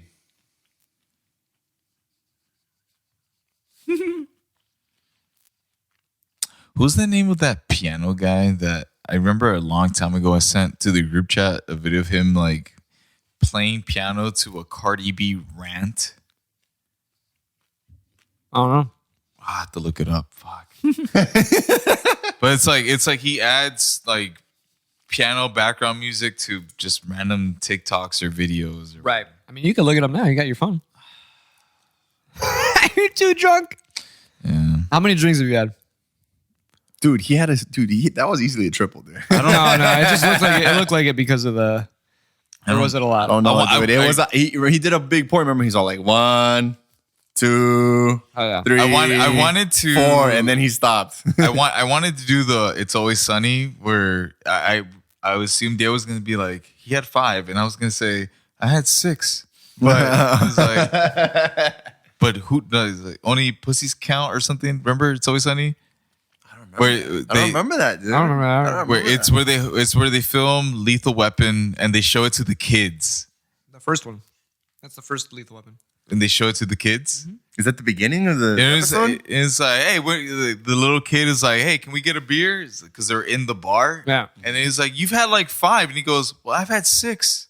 Like, Oh yeah, that's right. Yeah, I remember that now. Yeah. Tracy Wolfson. I love Tracy. Oh, Tom got in his face. Tom Brady got in his face. Oh shit, he's big. He's still in his face. Look at that. How tall is he? I would say he's like 6'4", 6'5". Let's see. I was gonna say he's Diego's height. Yeah, see. Bacon wrapped asparagus. Bam. I was gonna make that, but it's too much pork. after having the spam, I was like, Oh, dude, It's you too never much. had too much pork, bro. Come on, dude. I can't. Tom Brady I height. love pork, dude. Eat pork all day. 6'4", see? Okay. Excuse me. Dude, I'm so burpy. This is going to be like the burpy podcast. Nah, dude, that last one with Jesse, I was burping so much, dude. But we're all burping. We're all burping, all dude. burping. I'm It's that like- garlic chicken, dude. It just gets to you. It gets in your guts. I love these. There's like T-bones. Look at that. T-bone bread. There you go. Tear it up and rub it Get in the against sauce, bowl. get in the sauce, Yeah, yeah. Rub it against I already bit. Already bit in. Which is one of my favorite Diego memories of Europe. Can I eat your sauce for you? Oh my God. Well, you just had a plate of sauce, dude. You ate everything else. First Come of on, all, the sauce okay, is bomb. When am I gonna have that sauce again? for the people Right, that go back. aren't aware, when we were in Italy, I only ate pasta on the very last day. On the very last day, I ate pasta. I had it like every day then. And Diego was like, hey, let me finish your sauce for you. And he had like bread in his hand. Yeah. Yeah, of course. He was actually already cleaning my Dude! plate as he was asking. Tom Brady has 3 touchdowns already. That's incredible. Thomas Brady? Greatest of all time right there. If he wins. I mean, he's still greatest of all time.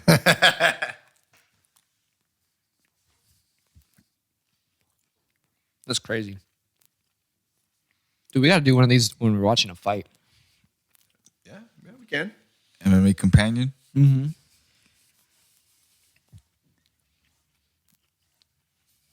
28-9. That's a fucking blowout, dude. That's a blowout. If it stays this way. I mean, like I said, there's still plenty of game left. However, Tampa Bay looks like they're kind of crushing it. Yeah. So, how much did you watch football growing up at all, if any? Like, I mean, honestly, probably not as much compared to you, because isn't your dad a diehard Bears fan? yeah, I mean, yeah, he's definitely. I mean, he's not painting his face and belly. Right, but if the Bears are playing, who's watching the game? Oh yeah, Okay. absolutely. Or if it's not televised, he's at least like watching the Scoreboard? ticker update on ESPN. I would say my dad is probably on par with being a football fan. You know, just like with your dad, right? Because my dad loves the Dallas Cowboys. Really? Yeah, and so you know, when I remember my dad would watch the Cowboys play, and then I went to a lot of college football games, especially since his alma mater is ASU. Right. So that's where I got to see Little Richard at the Thanksgiving game halftime show. He was there with his bedazzled jacket, so that was cool. But we go to the Rose Bowl every year, dude. Every time ASU versus UCLA or ASU versus USC, all the time. We would go all the time. So actually, I guess you could say I actually saw a lot of football growing up. But do you know like the rules though? Like if you yeah, more or less, because I also played Madden growing up, and then obviously Blitz 2001 just does away with a lot of the rules. Yeah, but that's not the best. But I remember with Madden and all that, that's where I kind of learned the rules. I didn't know you played Madden. Dude, I had it for Super Nintendo first. and Tecmo Bowl first. That's different. That's different. Yeah, come on, dude, Bo Jackson. And so I played Madden because I had it for the Super Nintendo.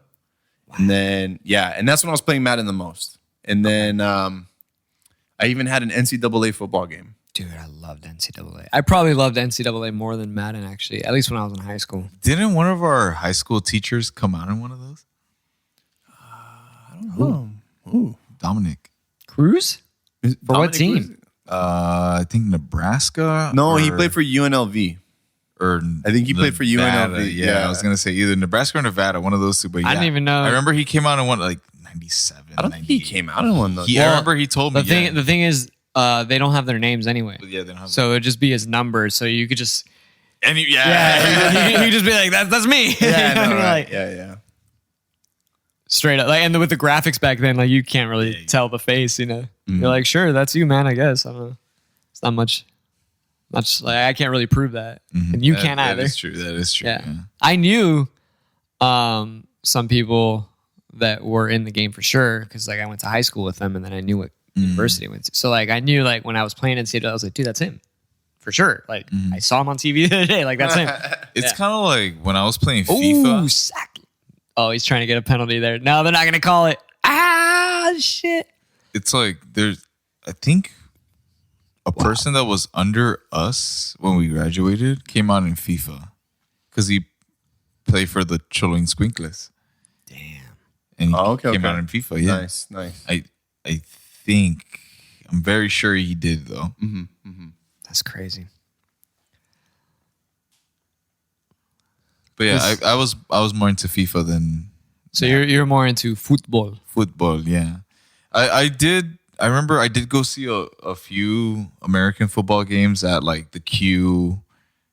Oh no, they're gonna call roughing the passer. Watch. They're gonna call roughing the passer. Dude, this is like reminiscent of last time the Bucks were in the Super Bowl against the Raiders. They like blew out the Raiders. Damn. Let's see what the score was. It was a blowout. Raiders, Bucks, Super Bowl final. Can you see it? Yeah, I was in high school. Damn, you're such a football fan, dude. What was the final score? Oh yeah, it was played here, right? Where was it? San Diego. Yeah. Yeah, see, 48-21. Fucking blowout. Yep. Boom. Yeah. I think you were in the bathroom when I told that to Oliver. I said the last time the Bucks were in the Super Bowl was actually out here. I remember that. Oh, yeah. Okay. Like, people were into it because I remember at school, for some reason, they allowed people to wear, like, jerseys of the team that you wanted to win or whatever. Like, there's people showing up in, like, Raiders jerseys and Bucks jerseys. Yeah. I was like, this is weird because, like, it would make sense if it was, like, the Chargers or something. But what are you pointing at? We're seeing the LA Chargers. Right, but it used to be San Diego Chargers. It used to be LA Chargers, then it was San Diego Chargers. Now they're back in LA. Right. Yeah. Like how many? A little history. Yeah. How many teams have we been traded back and forth between San Diego? Like I think the Clippers were here. The Rockets were here. Just the Padres have been the only consistent one. And they were part of the PCL league for, I think they became officially in the MLB like in the 60s, maybe the 70s. Yeah, they were in the Pacific Coast League for a while. Yeah. Some baseball history for you guys. Sports history. Right, which I know you're going to go super hard. And like the Dodgers were in Brooklyn and shit. Hell yeah.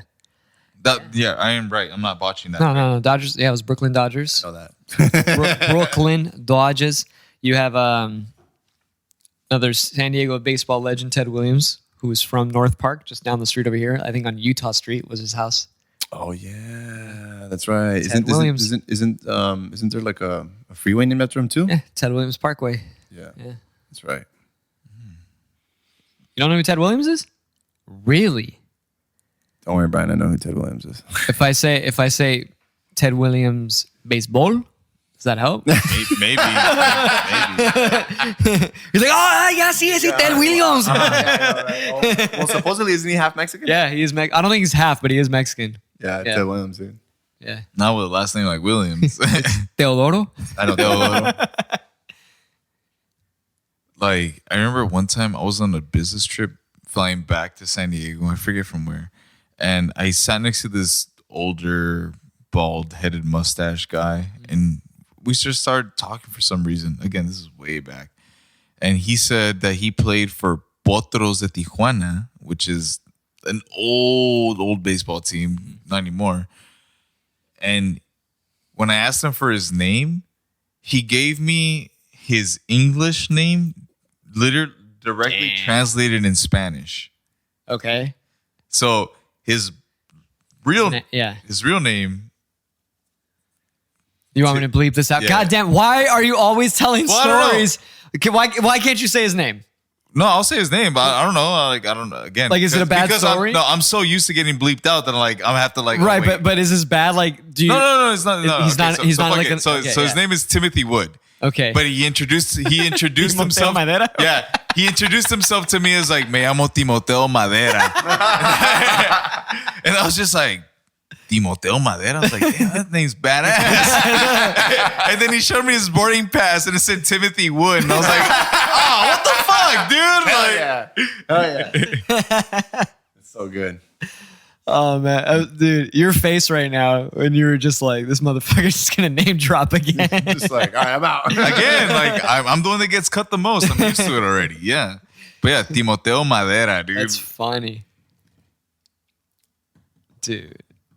So what How was many what was fake- the story? What was like? No, he just told me that he played Oh. with them and blah blah. That he played at Castle Park and whatever. But San Diego's old, man. I was about to ask you was in your adventures, and this goes for both of you guys, if you've ever done this, in your adventures touring or going somewhere out of San Diego, have you ever given a fake name and like had to follow up with it, or just in general, have you ever given out a fake name just to get out of something, or in general? I feel like I probably have, but I can't think of. Like, I pinpoint can't it? think of when and what name. I did, but when like I didn't know about OfferUp and stuff like that, when Craigslist was the place to sell, that's when I would do that. Just because I didn't know how safe or not safe it was, or if it was a good idea. Because I was also younger too. So you would just I'd say so like- you would meet up and tell the person your name was John or whatever. Okay. Something random. It didn't matter. They're like, John? Yeah, Fucking I know. Juan for Yeah, you. I know, right? Yeah, I mean, but that was just back in the day when we kept having a new set of students like every year, and they were leaving all their stuff, so I had plenty of stuff to sell. So like that's when I was like, You never So once hit them back and be like, "Hey, you left your stuff here." Dude, No, we would, and they kids were never would get back to Yeah, us. they were so loaded. yeah, dude, and they would never get back to I still maintain they were spies. probably. They straight they came back and they were like, they started TikTok. Right. They were like, we know how to get these guys. We know how to get the Americans. Exactly. Yeah.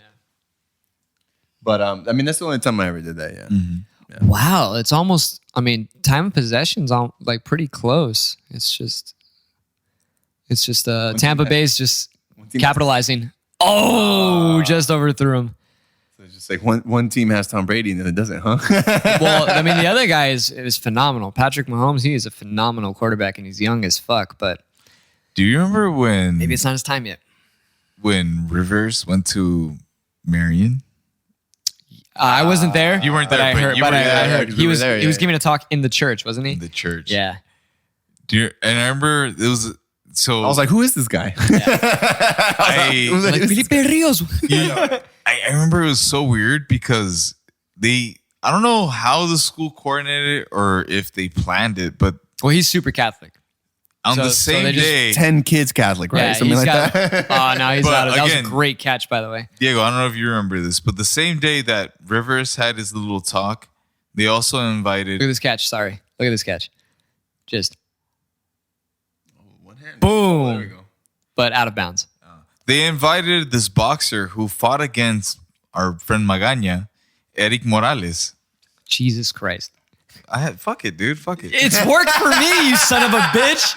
It's work for me. At this point, I don't give a fuck anymore. Gee, thanks. Oh, you know what I mean? Like, I don't have to bleep it. Yeah. Oh, okay. All right, fine. I'm not going to bleep it. No. Okay, then. Fall on the ball, Tom. All right, go on. So, yeah. I remember 2 doors away from, I think it was Kelleher's classroom. Morales went to visit a classroom, and it was when I think it was a week after he had just gotten fucked up by Manny Pacquiao. And he showed up to a classroom full of Filipino motherfuckers. Oh, shit. Yeah. And I just remember everyone taking pictures of them and every caption on MySpace being like, damn, that's Morales is a fun guy, Okay. like good sport. Yeah. And he made it. He made it. Wow. 53 yards. Oh, okay. Damn. He's got a leg. He barely made it, though. There's some fuckers that can kick 60 plus. Really? Yeah, it's Damn, dude. crazy. What's the record? I think 60 for an actual game is the record. I remember my dad telling me Let's see. from a long time ago, I think he was from Oakland. It was a kicker Sebastian Janikowski. that had like a botched foot or something. Oh, no, that's from like the 70s. Yeah. But you know what I'm talking about? Like, Yeah. He didn't make it up, right? Like, No, he didn't make that up. Yeah. Longest field goal NFL history. Is this coming to America too? Matt Prater, relatively recently, 2013. 64 yards. Holy shit. Damn. Wow. There was another Oh, guy, but you know what?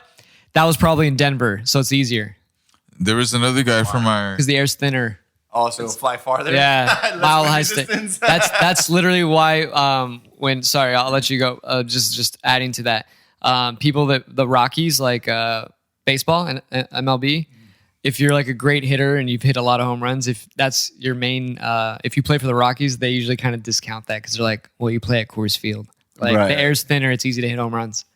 Yeah. Damn, like that. Yeah, huh? they just kind of like those aren't really like legit statistics unless you're in like a different stadium, different team. Yeah, Okay, so basically, if you're playing for that team and you want to go for a record, they get have to they basically- get overlooked a lot. There's some like phenomenal players that were like awesome hitters, and they just get overlooked if they're on that team. It sucks. Go on, sorry. that actually what you just said made me completely forget about what I was going to bring up because What was your dad with the botched foot guy? no, forget about that. Okay. So I remember, I think there was a batter for San Diego that did a grand slam, and it was frowned upon because Oh, that was this past year. I don't know. Yeah. But so, they were up ahead. Unwritten rules in baseball Yeah. or something. So they were the Padres. So this was this past year, which was kind of cool. I'm not a Padre fan, but it was cool because for I would say like 2 weeks or something, like consecutively, the Padres were just like fucking hitting home runs. Like everybody on the team, like was just killing it. And there was like back to back days, like where there was Grand Slam. And it was like, what the? So they started calling this Padre team Slam Diego. They were calling them Slam Diego Padres because they were Okay. just like Grand Slams, like they were just killing it. huh? And so I think it was against the Rangers, and Padres were already like wrecking them. Like they were up by probably like more than 10 runs. And so, and they had bases loaded again. And usually when you're up by that much, the game's out of hand. But why? Because the game's out of hand. Like you're not going to come back from that deficit. No one ever really comes back from that kind of deficit. No, there's no mercy rule, but it's just like just play it out and like just get your out. If you're up to bat, like just get your out. Don't like try to swing for the fence. Just like weak hits. Let's finish the game. Let's finish So the did game. the guy fuck up or not? No, like there. It's an unwritten rule. The guy's playing the game and he's just like, fuck it, bases loaded. I'm gonna take a hat, and he hit a grand slam. And so the Rangers were pissed because it's like, motherfucker, like we were already down by this much. Like you don't need to be fucking doing that. And so yeah, so it's an unwritten rule. Some people were pissed. He apologized. Like Yeah. that's how pissed they got. He apologized. He apologized, but also there were a lot of players that were like, dude, you're young, you're hungry, you're doing your thing. There's no need to apologize. Like you can't apologize for playing the game hard. Like that's how you win in this life, in this game. Like, don't apologize. Fuck that. Like there were other people that were just like, hey, if you don't like that, don't let them score so many runs. Right. And so, prevent that from happening and you won't have a problem. So, I agree with that. It's like, don't be a bitch, whatever. He fucking hit a grand slam, like, whatever, it's not your day. There's 162 games in a season. like that's one game. I think one of the things that was also like kind of, I don't want to say controversial, was that by hitting that grand slam, he had just broken a record for like home runs or something. No, it was like literally like what I said. It was like back-to-back grand slams like happening for the team. That was like the only record. It wasn't a home run record. No, I'm talking about, it wasn't a home run record. No.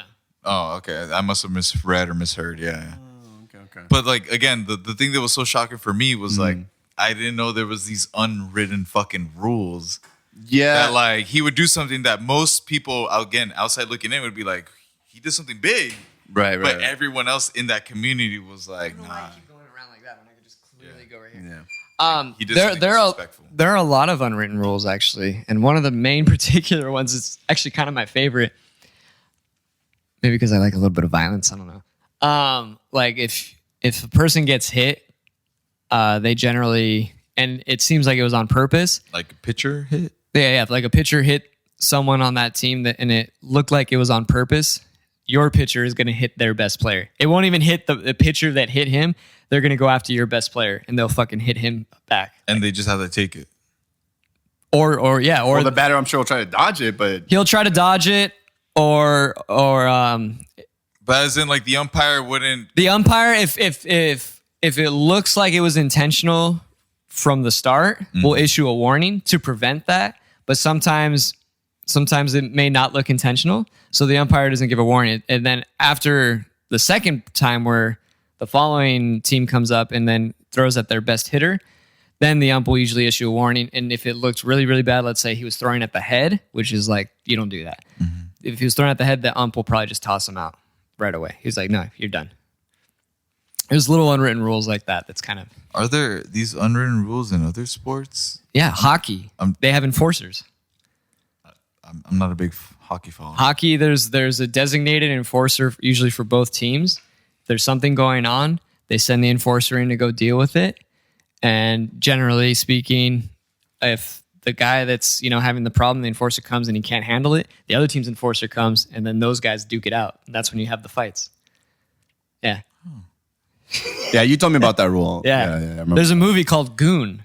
I remember that movie. That's basically that. It's I had no idea. Yeah, that's involving that. The goons are those enforcers. What's the name of that actor that's in Goon? Because he's also I've never seen that movie. He's also in that movie with The Rock. Sean William Scott. Sean William Scott. Yeah. You're faded, by the way. It's kind of funny. Really, you're doing the Home Alone right now. Yeah, I'm pretty drunk. Yeah. And I keep pouring more, but I wanted to finish that bottle. That's why. Well, I'm going to join you. I don't want to. I don't want to take it back with me. I'm taking my sweet time. Yeah, there's no rush. There's still That's the what I'm fourth. saying. There's still the fourth quarter, I'm not trying to blast off. and we'll see how much battery I have left in the camera. There's still. Oh shit! That was a nice pass. Beautiful pass. So you think Brian's game's over?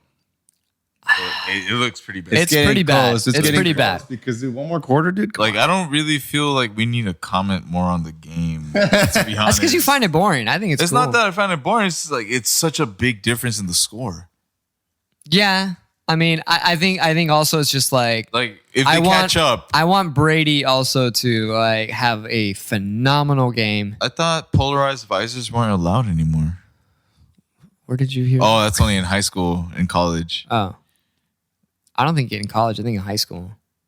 I feel like in college. Because they can't, like, if you get hurt, paramedics can't see you. And it's dangerous to take off the helmet if you have a neck injury. Oh, okay. Bam.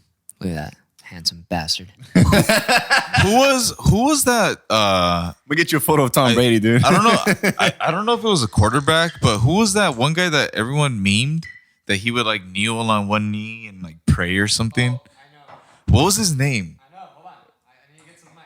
Oh, okay. So you're ready. I thought you were like thinking, 100%. yeah. I know Tim Tebow. Tim Tebow. Tebowing. Yeah. It's Tim Tebow. Oh, You remember He's that? honestly- I think South Park did a thing on it. I too. hated on the guy. He's honestly like a sweetheart, dude. That guy's like the nicest motherfucker ever. Like, I was just hating on him just because I think it felt like he was forcing his religion down everybody's throats, but like, he's just fucking kneeling and praying. Whatever, he's religious, he's religious. He wasn't, he wasn't saying like you all need to convert. He was just like doing his thing. And but he's like the nicest fucking guy. Like, you watch interviews and everything, like he's humanitarian. He always like So has have a you bunch ever of charities. like? I think when it comes to celebrities and being in the spotlight for being Christian, the one that stood out to me the most was that girl from the scary movies, the parody movies. Anna Faris? Isn't she like super Christian supposedly? Because like her husband Chris Pratt or something. He is. I don't know if she is. He is. He's super Christian, or I think he's Catholic. I think Chris is Catholic, actually. Yeah. Anna Faris.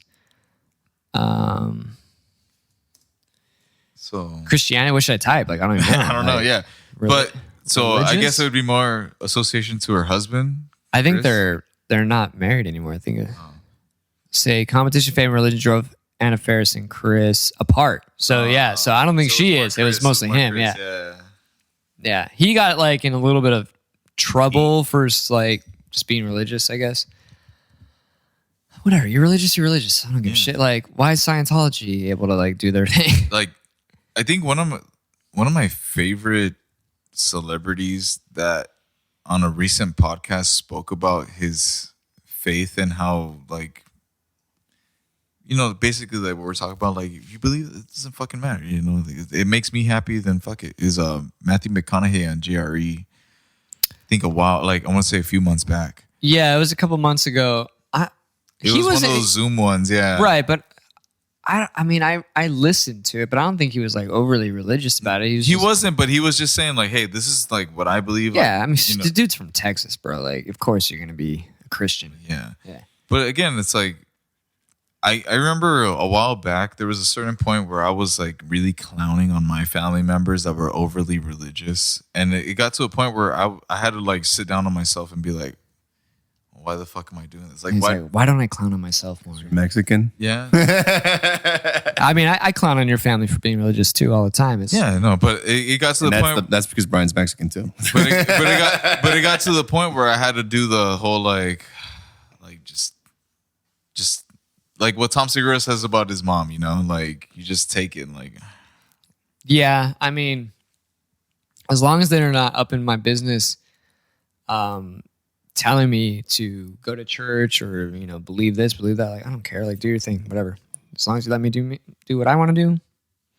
You do what you do, I do what I do. I remember like my first few years in Hawaii, like my mom would get on. My mom would get on my ass like, "Did you go to church?" Oh wow, she's like that. Yeah, That's dude. so funny. Which is really weird because like See, look, it's they might score. they might score. I mean, it'll be only 31-17, but or 16, but unless they do the 2-point conversion. That was a nice throw, small window. Crazy. Like, did your mom ever like try to force religion or spirituality on you? Yeah, for a little bit. I mean, for a while I had to go to church, but once I turned 18, she basically stopped.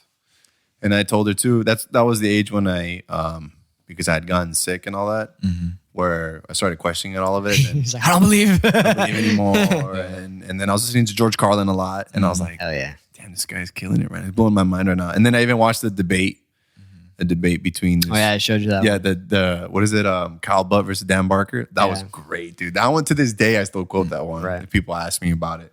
But I mean, they did because it's obviously part of the culture, dude. It's part of the culture, so you're kind of rejecting it, and they take it as you're rejecting them. Yeah. And so, but to me, I used to be in that place where I was all like, it's, why do you believe what you believe? It's ridiculous when you think about it. But you know what, dude? It's like you said, it's like at one point you realize, well, how would I like it? Again, to me, this is how I think. I think the one thing that's great about or good about Christianity is the ethic, right? Treat others how you want to be treated. It's that simple. So why would I want people to be hounding me for my beliefs? No. I remember when we were Oh yeah, this was Like- kicking in. Oh, it's kicking in. It's I doing it for feel you? like a little bit of a numb. Yeah, welcome back. Welcome back, I Brian. remember like, you know, a weekend or something, I would call you like on a Sunday, like, hey, what are you doing? Like, Oh shit! Got it? He was out of bounds, but that was an incredible play. They're gonna show it. All right, let's see. That was incredible. 4th and 9. Well, His they last name is better score Pringle. right now. His last name is Pringle. Look at this. They're not gonna show it from like all the scrambling he was doing. Oh, oh, okay. oh, Oh, that is a good catch. But yeah, I remember Look like, at it. This is where like he's turned around. He's just like, ah. oh Let it go. yeah, that was a good throw. But I remember calling you like on a weekend Oh no, he he dropped dropped it. Okay. and being like, hey, what are you doing today? And then you saying like, oh well, I have to go to church first with my mom, and then I'll be free. And during those times, I would question like, are you going there because you believe or because your mom believes? You know, Bro, I would fall asleep in church all the time. I got nothing out of it. Dude, that's incredible. I could not fall asleep in church. Dude, I was Wish I had that well, ability. Well, I mean, I wouldn't fall All the asleep. constant standing, kneeling. dude. First of sitting, all, I'm like I fuck. have no ass. It was just bone on wood, and it Yeah, was me so too. uncomfortable. I'd Yeah. just be moving the whole time, dude. Be sitting on my nuts a lot. Dude. Well, you got some hangers I that do are have some just hangers. Yeah. they're unfortunate. It is what it is. But no, dude, no. I mean, I remember that's when I started realizing I'm like, why do I even come here? I don't care. Like, I try to listen to the priest and see what kind of wisdom I can get from the. They're just reading reciting shit. This is, and I'm Yeah, like, dude. and that's why now I was like, you know what you needed? I didn't come here to preach. oh, I know, right? I know that probably would have told me, Yeah. right? Because it's more fun and intense. Actually, I think that's why a lot of people leave Catholicism because they're Yeah. probably like, this is boring, and then they go to that church and they're like, this is fun. It's a party, Right. And the music is intense, right? And so, yeah, but even, dude, even when I went to go experience a Guido, right, the Santeria thing, Dude, he's I'm like, okay, this, up. and that's when I was like, okay, I could see why people buy into this and see the connection, right? It's just religion. This is how it is, right? But it's just not me, man. It just wasn't me. And then I realized for a while, I think when you leave religion, there's a part of you that feels like you were lied to. But I think at some point you realize, Fall like, back in a way. yeah, well, not into religion. Yeah, you're not into I don't religion, fall but, back into like- religion. I just take a step back and say, okay, this is what these people believe. At the end of the day, as long as they're not trying to tell me how to live my life. Exactly. Yes. That's Yes. simple. Why? Because you got to treat others how you want to be treated. I- I know that they would not like it if I told them you can't be Christian or Muslim or whatever, right? They wouldn't like it. So at the end of the day, that's how it is. A very long time ago, I saw a meme on Reddit, and I'm gonna botch it completely, but it says something along the lines of like, a religion is almost as like having a dick, whereas like you don't want to shove it in people's faces, and you don't want to, and you always don't want to shove it in front of kids. It's like you always want to have some sort of consent. One and more all- time. Don't you? No. God, Brian, the alcohol's kicking in. You're back. You're back. The guy's back. He's back. I miss this, Brian. Yeah. No, but yeah, it was one of those like, fuck it, like just don't force it on people, Listen, dude. you just put the mask back on, dude. Yeah. That's what it is. You came out. You're like checking your wallet. Right? You're like, you can't make the scene if you don't got the green. That's from The Mask, right? Yeah. That's why. I'm mad. He just put Yeah. the mask on. You know. Yep. He's here to party. I love that movie, by the way. Yeah, it's a great movie. It's a great. It's honestly though, it's not his best comedy though. Like it's good, but still, I don't think it's one of his best though. But Ace out Ventura of is- my lifetime, Yeah. out of my lifetime and the movies I've seen him be in, I think The Mask is one of my like top fucking movies. You find it better than Ace Ventura? I do. Because You know why? He's obsessed with that Pachuco time period. Yeah, that's what it is. Yeah. That's and, what it is. loves it's that. and that's exactly what it is. Yeah. That's He loves exactly that. what it is. I like The zoot suit. Dude. Yellow zoot suit. I remember when Tom and Jerry had the Zoot Cat episode, and it was Jerry in a zoot suit the entire episode trying to win over this other cat, dude. Right. It was Tom in Yeah. the zoot suit, and he was trying to win over some other mouse, yeah, or cat. Yeah. And I know what I'm talking about. but yeah, I'm into that. Oh, fuck! I'm trying to think of Was That's it? not gonna come up on the. Oh, right? And it's, Okay. it's the chairs. It was like a Broadway Clarice. like musical almost, and it was like some fucked. I remember I heard about it in Southwestern College from Zoot Suit. Mr. We both had this guy, the Mexican American Studies teacher. From Dude, You that guys was have- like not me. I'm talking 10 about years ago, bro. Yeah, I'm talking about 8 years ago. Yeah. 8 years ago. Yeah, it would be 8 years Yeah. ago. High It would be school? 8 years ago. No, Southwestern College. Oh, Southwest. Yeah, sorry, it'd be 8 sorry. years ago. Yeah. Okay. Yeah. Well, the Zoot Suit is a play. It's a musical. Yeah, no, but I'm talking about this. No, I'm talking about this teacher from Southwestern College. He had his. He was the Mexican American Studies teacher. Cruz, something with a C. I forget. He His name was Chris Cruz. he showed us. He showed us. You check his ID. It's Christopher Cross. He showed us a video of a Broadway show where it was like a very, very Chicano version of like the history of Latinos. Yeah. Basically. And So Zoot Suit. it was a Suzu, but there was this guy like portraying Edward James Olmos Okay. but playing Zoot Suit. It was like Zoot Suit, but Edward James Olmos was playing himself. I have no idea. I'm Yeah, I lost. have no idea. I'm like trying I to have think no of the idea. name of it. It was like, I still want to talk about Matthew McConaughey on JRE. yeah, we can talk about No, that. no, keep going, I didn't keep see going. that, so Keep going. That's you two. So Matthew McConaughey and Jerry or the Zoot Suit thing? No, keep 'Cause going. Finish your thought. I'm trying to think of the play that it was. You have Google a it. you have a phone. I also have Google right here. Like, what do you want me to type? Zoot Suit play? No, They're just gonna be it like wasn't called Zoot Suit Play. It was called Pachuco play? No, Zoot Suit. no, it was Zoot, oh, double O? or again. It was a history. UIT. Okay. It was okay. So remember what? Musical? No. So do you remember what was the name? The History of Latinos for Dummies or on Netflix or whatever it was called. With John Leguizamo? So it was something like I saw that live, by the way. it was something like that. Oh, that's right. You did. It was something like that, where it was basically like the history of Latinos This dude just saw John Leguizamo, doesn't remember. back in '90s. That's what the play was. It was Gotcha. like a '90s play. Yeah, So a one-man play, essentially. 2-man. Two-man play. Sounds like a must miss. It was horrible, Yeah. but I didn't really enjoy Edward it. James almost playing himself in Zoot Suit, saying like, "You can't be more pachuco than me," is what I was trying to get at. Gotcha.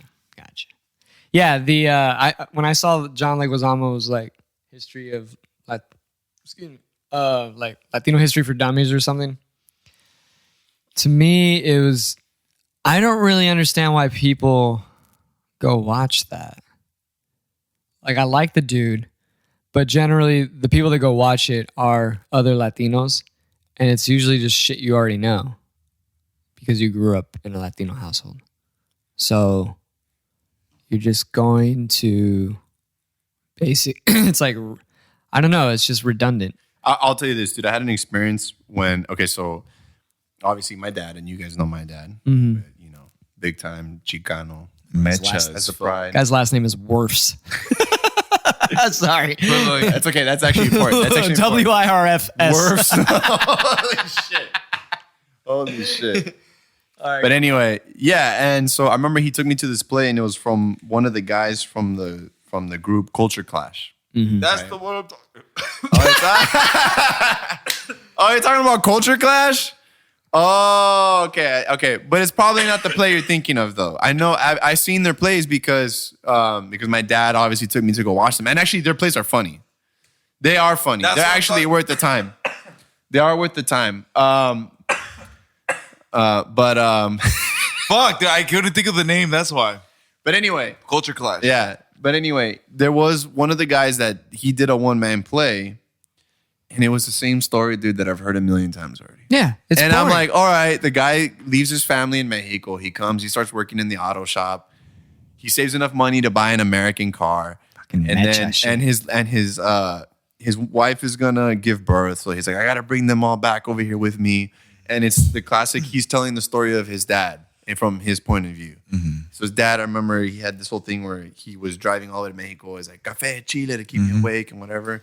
And I'm like sitting there and I'm like, I've heard this story a million times. Why do I need to hear it again? Like, I get it. I get it. And I don't need to hear it. And that's when I told my dad when we walked out, I told him, look, Pops, I understand that this story is basically is from like your perspective. Yeah. And I understand that.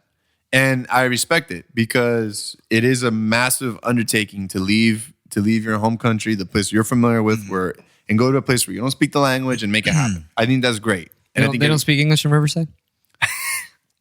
Talking about my grandfather. Oh, okay. My grandfather. Because the story of the play is he's telling his dad's story. Gotcha. Yeah. And so I can understand why my dad appreciates that, why he likes hearing that story, because his grandfather his did story that. It's almost, basically his story.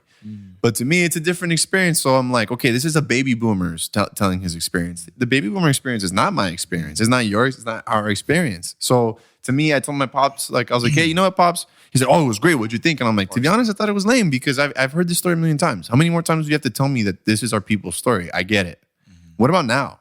What about something I don't? Tell me something I don't know. You know, I'd rather do that. And that's one of the biggest, I think, issues that happened with this new Selena Didn't even watch it. That was that was uncatchable. Was the whole like, we've known this story for so long already. Like, Dude, it's so boring. Give me someone new.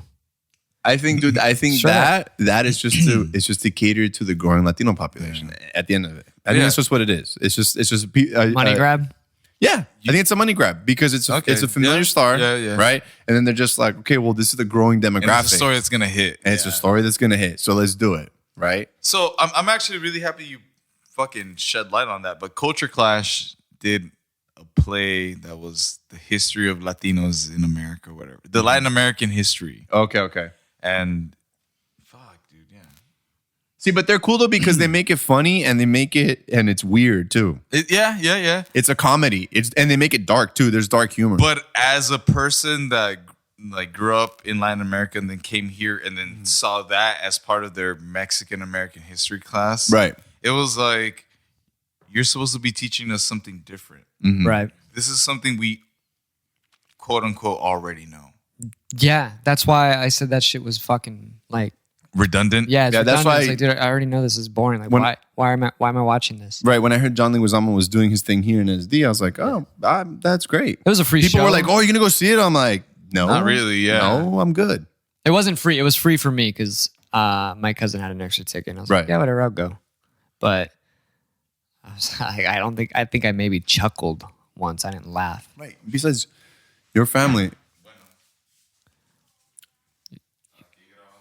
You couldn't text? It's awkward. It's awkward, right? It's a little bit awkward. All right. Hi, Mom. Hola. Okay. I don't know if this is something common for you guys, but Your mom calls you? I And you don't reject the call or don't ignore it. Like, I have to answer. You or don't else have something to. wrong is happening. That's just how I was raised. Right. Wait. Your mom called? My mom Yeah. just called, yeah. Oh, bro, dude, I ignore her plenty of times. You ignore his mom plenty of times? That too. Yeah. No. No, his mom I don't ignore. No. I can't. Why? I don't know. I can't. It's just 'Cause muscle you got memory. beat too many times. Yeah, it's just muscle memory. It's Came like, home. oh, fuck. Okay, He would What? walk in. Hold on, Brian. He would walk into the front door, chancla to the face. Right, Yeah, right. What would happen if you didn't answer? I don't know. Try it out. I don't want to know. I don't want to know, dude. I don't want to know. What would It's just- happen? What would happen? Because there's that feature. Mm-hmm. You custom, not the standard. Sorry, can't talk right now, or I'm busy. Mm-hmm. Custom. I'm recording right now. Mhm. Can I call you after I'm done? Oh, that's different. Why didn't you? I'm drunk. Because he ignores his mother. I can't. I usually don't. No, ignore, I'll text her. I usually don't ignore. I'll text her. Actually, most people, Mm. I won't ignore. I don't like ignoring. I will respond with a text or something, Mm. unless like it's legit, like my phone's in the other room or something. You know. But yeah, I mean, like my mom texted me late last night. I don't want no text, dude. Yeah, I mean, my mom learned because fact of the matter is she raised an American, you know? My mom knows how to text, but she'll call. Right. I mean, my mom's gotten used to the texting thing, but like she texted me late last night and I had Oscar and Ciara over here and I was like, oh, I'll respond later. And I completely forgot. And so this morning my dad sent like the same text and I was like, oh shit. And so I responded to both individually, you know. That I don't want to do too much of a stretch, but that could branch off to maybe the way we were raised in the aspect of like being out and having to check in. No, because if you don't remember when we came back from our prom, my mom was waiting in your neighborhood. No. And then my phone had died. It did die. Like it did die. Okay. And so she was freaking out. Maybe. Okay. Yeah, maybe. Okay. So for example, be out and about. Being young, me back in the hood, going out and about would be like, it's so say for example, it's Saturday. Okay. Or say it's Sunday. Sunday. I say it's 10 a.m. and I'm saying, hey mom, I'm gonna go hang out with my friends. Right. Should be call at 3. Call at 3 to let me know if you're coming home or if you're just gonna be out. If not, let me know if you're gonna until what time do you think you'll be out, and then call back. So I would call at 3 and be like, I'm either coming home to eat and then leaving, or I'm gonna be at so and so's or doing This game's getting violent. or doing whatever, you know?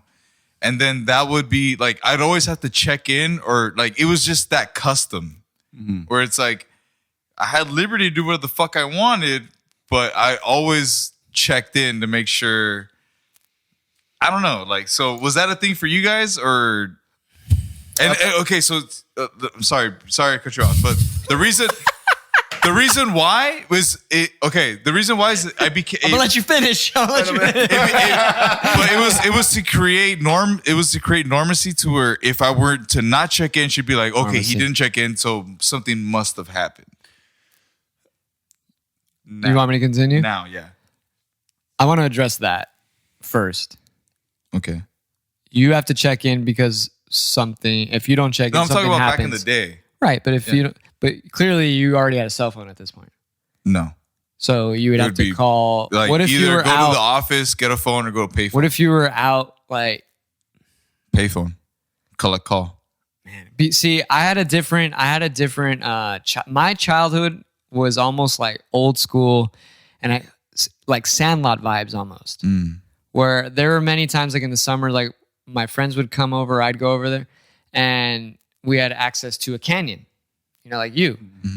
And we would go play in the canyon. There's no cell phone, like, and sometimes we'd go deep. We'd go like where it would be a journey to go back to the house to make a call and then go back. Like, so there was no checking in. It was just like you come home when you do. Like old school vibes where the Sandlot era, the era of my parents, where you go do your thing. Until the streetlights come out, and then you come back home, and Same that's what. thing, but mom would be like, find a payphone, call me. Yeah, see, so now addressing that, that's to me that's paranoia. That your mom was paranoid. Yeah. I mean, my mom had us do that when we got cell phones. Sure. Like, my mom wasn't cool with me going off and playing soccer or doing any of that stuff. So my mom was pretty paranoid about that too. I mean, we're growing up in a pretty relatively safe neighborhood. But I understand where it comes from. I don't think it's necessarily a bad thing, but I do agree with Brian that I think it's bordering, if not paranoia. That's crazy to me. I didn't know your mom was like that. I fucking knew his mom was like that. I would expect that to come out of his mouth, what you just told me. My dad was more paranoid than my mom, which was odd because like you know where my cousin my cousin down the street from my parents' house. Like he was so paranoid that when I would leave the house to walk over there, he'd be like, call me when you get there. It's on the same street in the suburbs. Like it's like no more than like 10, 12 houses down. Like what? I have to call you? And he's like, call me when you get, like, he was paranoid. My mom was like, no, he's there. Like, Yeah. like it wasn't a big, like, and the crazy thing is like, my mom, in my opinion, would have more of a reason to be paranoid because when she was like 12 or 13, she almost got abducted. Like she was almost kidnapped. So like to me, like she should be the one that's more paranoid, but she was like, Fucking go do your thing. See, now, for example, I remember curfews being a big issue for a lot of my friends that live on this side of the border because of their parents. But because of the checking in system, You didn't have a curfew. it's not that they didn't have a curfew. There was a hour that was like expected, you know, it's like, Right. you know, but because I checked in, they'd be like, well, I know he's safe. Right. So they were a little, I don't want to say lenient, but they were like a little bit like, they had more trust in me that it's like, okay, like, again, if he didn't check in, then there would be something wrong. Something would be happening. It's I knew because some you were- parents like that. Well, it's because you were checking in for so long. Then he's like, wait, what happened? And this is all in Mexico, right? No, I'm talking about, well, because again, like my teenage years was here. Right, I know. But so it'd when be, was this like, going on? The Going out payphone with thing. you guys. But so, for we had example, phones when- at that time. That's Yeah, But yeah. he was still calling her, I guess. But I was still calling. So Yeah, I had to do that too, dude. yeah, but like, That's so crazy. I mean, I'm sure my parents would love that, but I just didn't listen. Like, I checked in for the didn't. purpose so that my parents wouldn't have to keep calling me to figure out where the fuck I was. Right. yeah. See if they It was to like take the burden off them almost. I mean, I don't think there's anything wrong with it. they called me a couple times, and I was just like, yeah, I'm here. But and it was to the point where I was like, I would get annoyed. And they could tell I was getting like, yeah, I'm here. Like, what do you want? You're that angry kid. Yeah, I was like, what do you want? Like, I'm here. Like, they're I'm not lying to They're you. like, well, we want to guys. make sure you're okay. I was like, I'm fine. And then I would hang up and and then they'd be like, all right, curfew is like in high school or whatever. Like curfew is between 10 or midnight, something like that. I broke that shit so many times. Like, yeah. So what? Like, I was like, oh, I'm gonna get yelled at. Didn't you break your ankle doing that? Yeah. See, No, I didn't break it. I tore some ligaments and I stretched my Achilles. and that's our different way of thinking. Where for me, it's like I'm actually gonna check in 15 minutes earlier and be like, hey, I'm actually gonna go out more. My night's gonna be longer, and they'd be like, all right, fine, then just let us know when you're gonna come back. See, here's my thinking. If I were to call and check in, because like I said, I had a curfew, they'd be like, leave now, And come home. back. And I was like, no, I'm not going to have that conversation and ruin my night because you're going to kill my vibe right now. So I just I wouldn't, think that's I just a wouldn't different listen. dynamic we have with our parents then. Yeah, because I wouldn't have that insecurity with mine. But it wasn't insecurity. I just knew, I knew who my parents were. It was mostly my dad that would be, my mom was always kind of like, she's like, as long as you're safe, you're doing anything. It was my dad would be like, no, you're coming. I was like, I'm not though. Like, I'm not. Like, I'm sorry.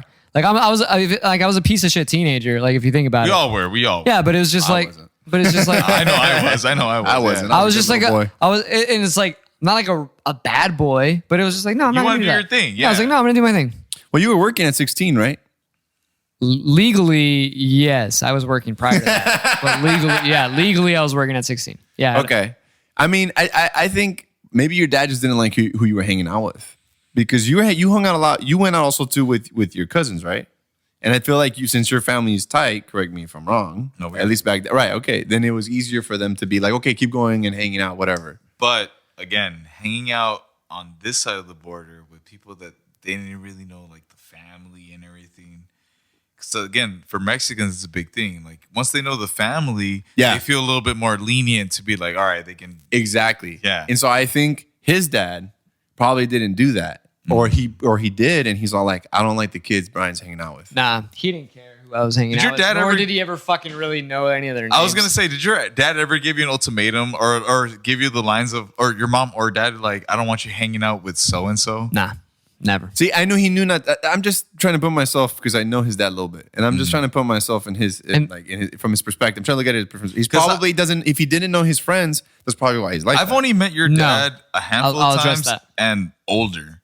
Right. Yeah, where it was like high and by situations, like never really sat down and talked or anything. Well, That's- you should. He's a good. He could be that's- funny. So I wouldn't know. Yeah, That's majority how he's always been anyway. So like, yeah, he would remember some of my friends, and he liked them all for the most part. Like, if anything, I was the bad one. Like, and not like bad. Like I'm out doing I'm the one. Like people called your house and be like, "Hey, like Brian's like." so that's it. No, he's it was getting just- sick of it. Nobody called my house. Oh, he took a shot. Let's see. He took a bit of a shot there. Bro, you got tackled. You got laid out by Donkey Kong Sue. His name's Ndamukong Lo Suh. sembró. Right here, like he keeps running so far back too. Check this out. Look,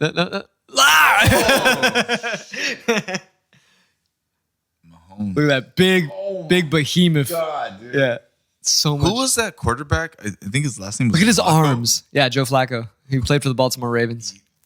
There we go. Yeah, he went to Delaware State. That's how balls deep I am on that shit, bro.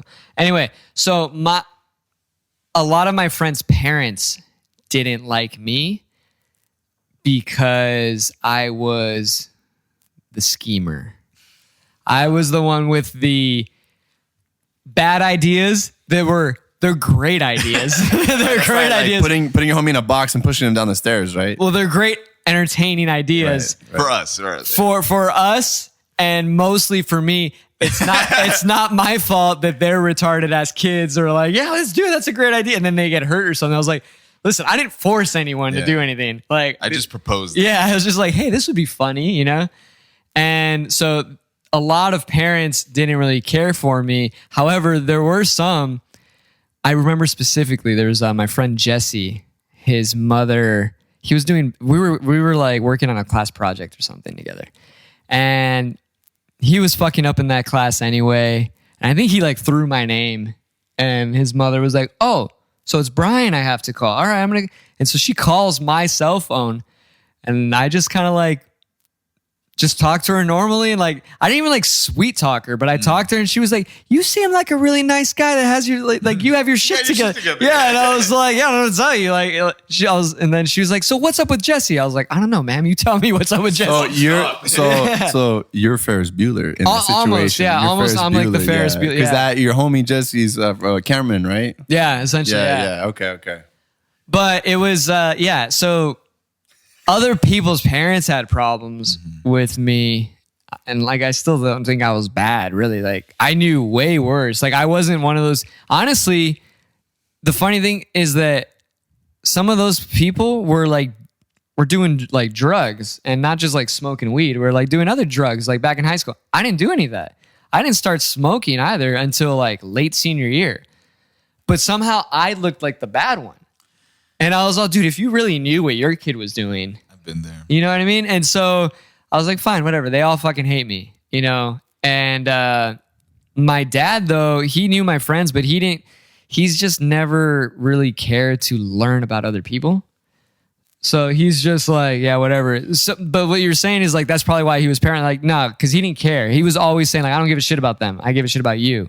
And so I want to know what you're doing, why you're like, I was like, yeah, dude, you're annoying. You're like, too much.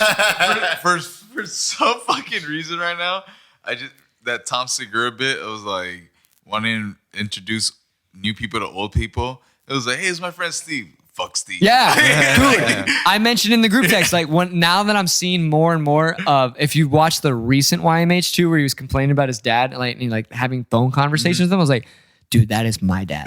Like 100%. Tom's dad is on like all loud. Yeah, and shit. Tom's dad is my dad, and then he's like, hey, remember that time where he did that? And it's like the same fucking story you've heard 1,000 times. You're like, yeah, Dad, I was there when we were currently living it. I remember you telling the story last week.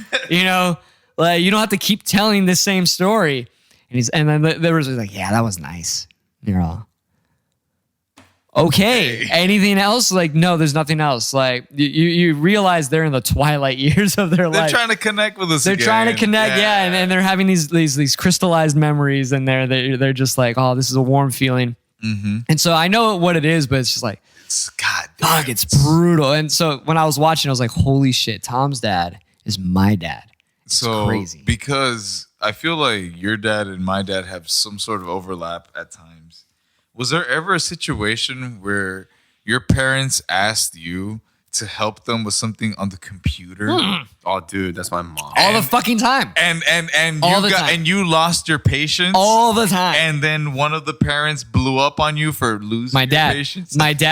My mom recognized very quickly, and she just doesn't ask me. She didn't ask. She still to this day doesn't ask me because she's like, no, like I don't like how Brian talks to me about it. And that wasn't like I don't maybe I was like, I was probably harsh, but like she's really sensitive and I don't know, I just didn't have, it was just like, if you don't know your password, how am I supposed to know your password? And she's like, I should be like, hey, I can't remember my password. Like, would give me her phone. I was like, well, what do you want me to do? I don't know. You set it up. And she was like, well, I can't find it. I can't remember it. I'm like, I don't know what to tell you. Like, there's nothing I can do. And that's why they put the thumbprints and the face. Literally. And then she was like, so should I set up a new one? I was like, and I would say, yeah, click forgot password. And then she's like, okay, then what? And I was like, well, now check your email. I don't know my email password. I was like, yeah. I'd be like, I can't help you. I don't know what to do. Like, my mom, so I was trying to help out, same situation. Yeah. And my mom ended up saying, es que me hablas muy fuerte. That's what my mom would say. Dude, like, and it got to the point where she said it too much to me where I was like, I started feeling bad. I was like, what am I doing to my mom? See, I would never feel bad. I don't feel bad. That I'm making her feel this way, dude. I don't feel bad either. Dude, like, again, maybe different relationships. I don't know, but I would think I have a good relationship with my mom, but like, I just wouldn't feel bad. again, then again, like my mom, like she wants her life to be a soap opera. Right. So me acting that way gives her that opportunity to be like screenplay, you know, like, Right. why are you doing this? Yeah. To me? That's so funny. Yeah, I mean, it's funny. My dad would like talk back, like yell back. Like, I would help your mom. No, if he needed help with something, I would try to help him too. I never really yelled. He yells though. Because he gets frustrated. Possibly. He gets frustrated, and then he would like yell at me. I'd be like, dude, why are you yelling? And then he'd be like, well, because you're talking to me like I don't know what the fuck I'm doing. I was like, well, that's why you asked for my help, right? Because you don't know what you're doing.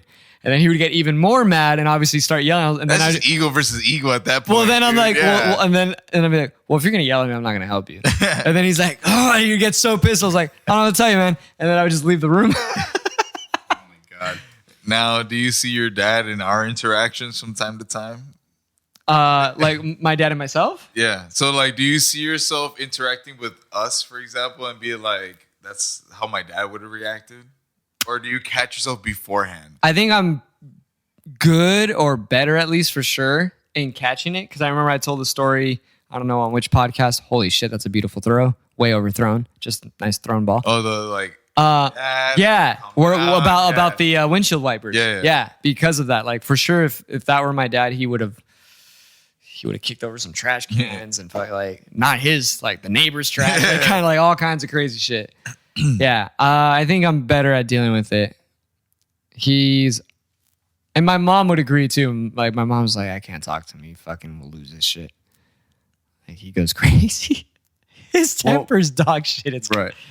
I mean, it just blows my mind that why don't they sign up for classes? Yeah, I get it. We had classes as kids, or at least I did. They like computer classes, you mean? Yeah. Which gave My us the dad foundation did to figure out my how dad, to like do stuff. My dad did. For the Right. record. Okay, Yeah. then you know what? He didn't Brian, learn I don't anything. feel bad for him. I don't. I don't feel bad for him because Right. he should know. I get my mom and I'm like, dude, they give you courses or how to use the thing at Apple, I think, right? And I even asked one of my friends who actually works at Apple, and I'm like, hey, don't they give you aren't there like lessons you can sign up for, like classes? And then he goes, yeah, there are. Just tell her to go register for one of them. And so my whole thing, it's like, you tell me not to be lazy, not to be a flowhole, but now you're being lazy. You're being lazy. Cuando te conviene. Right. Actually, I think especially for the Apple one, I actually think my dad has done one of those classes. He's just free. He's just like, He's still, damn it. Genius ones? Yeah, I think he has or he's expressed interest in it. But even before that, like I remember in the 90s, he would like take classes. He took 90s? He took like computer classes in the 90s. He also took classes for Spanish. He gave up on the Spanish shit. he gave up on the Spanish shit because like he wanted to connect with my mom's family because he still to this day doesn't understand when shit's happening. Like he has to turn to me. He's like, "What are they saying?" I'm like, "Fuck," and he gave up. And I remember when he first gave up on those lessons, his excuse was like, "They live in this country now. They should fucking learn the language." Yo, like, Oh my God. so It's like your grandmother's been living here longer than I've been alive. How does she not know how to speak English? That's such a touching subject for me because, like, for example, when I've taken like my girlfriend to Mexico, and we go do like these tours and stuff, and I have to constantly like translate every single thing that's happening. It's a lot of work. It's a lot of work, and like I've had my family like somewhat like applaud me, but mostly mock me. Like, Did you get a Mexican? it's like a la madre, cabrón. O sea, andas traduciendo todo, güey. It's hard, dude. It's really fucking hard, but It's do okay it. Because when you go to- it's mentally taxing. When you go to her country, she's gonna feel the same way. if I mean, that after- country's in a after bit of what's going turmoil. on right now, dude. Yeah. Holy shit. So again, like I'm still tripping over this because I want to say 6 years ago when I was back in Hawaii with my friends, from from Burma, we were celebrating their initiation to democracy. We were eating cake and celebrating. Yeah. It was a big fucking moment. Again, 6 years later. 6 short years. That your Yeah, mom. man. Like, Actually, no, it wasn't. So, It's what Oliver's was- mom. It's Oliver's mom. no, it's the group chat, my family group chat. So So it's Oliver's mom. Pues contéstalo, güey. we're talking about it now. Apparently, when Well, you are talking when that first hit of democracy happened, they had promised it for a year. And when this coup happened just recently, they were like, it's only going to happen a year and then we're going to figure things out. It's like, it's going to be another decade, dude. Easily. You don't just relinquish power. For just a year. Yeah. Just to test the waters. Yeah. Let's just try it out. Let's see what this regime's gonna bring. Yeah, like no. Damn, they're celebrating, dude. Now, what Only would 2 minutes, 38 seconds left. what would that be like here on this soil? If there was a legit coup, So say January 6th was a legit like overthrow coup, and like we were not where we are now. Like we were actually they actually took over. it would be really, really fucking crazy where I think you would see foreign countries with boots on the ground here. Really? I think you would definitely see some sort of UN involvement. Has there ever been a history of foreign Not in this groups? country. Yeah, not in this country. War of 1812. That's like this country wasn't really Before that it was established. funded, This country wasn't really that established. It still counts. I mean, that's Still counts. just that the War of 1812 is when England was like, let's try again. Yeah, that's what I'm saying, but it still counts. But what I mean is like foreign boots on the ground coming here. I mean, I think you would have the UN involvement because they'd be like, all right, we're gonna do what essentially the US does to other countries. They infiltrate to try to maintain stability, and that's what I mean about foreign countries having boots on the ground here. Because let's say, for example, the recent, lame ass coup attempt that happened just a month ago. Let's say that was month ago, dude. Yeah, let's Holy say let's shit, say yeah. that was like successful, and then it turned into like absolute chaos throughout the nation. I think you would definitely see, Europe and other countries like be like, Involved. yeah, they'd be like, all right, let's fix this for you guys because clearly something's going on. Yeah, but I mean, think about it. Again, this is a topic. Okay, not this particularly, but this is something that I've said before in another podcast. Whereas I never thought this would happen in my lifetime. Reading the history- coup. Well, like the coup, the pandemic. I said it because of the pandemic. Whereas, like, again, you read history books, you see how people reacted to it and everything. But I never once expected this to happen in my lifetime. And shit always happens. Yeah, but again, I mean, just 100 years ago, there was a pandemic, so but an even weren't- worse one. But we weren't in. Again, we read about it in school books. Right. But I mean, there's always something that happens. Like, yeah, we weren't alive, but if you read up on history, you'll be like, yeah, well, something's got to be around the corner for us. Like, The craziest thing that I can say had happened for me from like the school book text and everything was 9/11. yeah, I mean, which is fucking crazy. Yeah.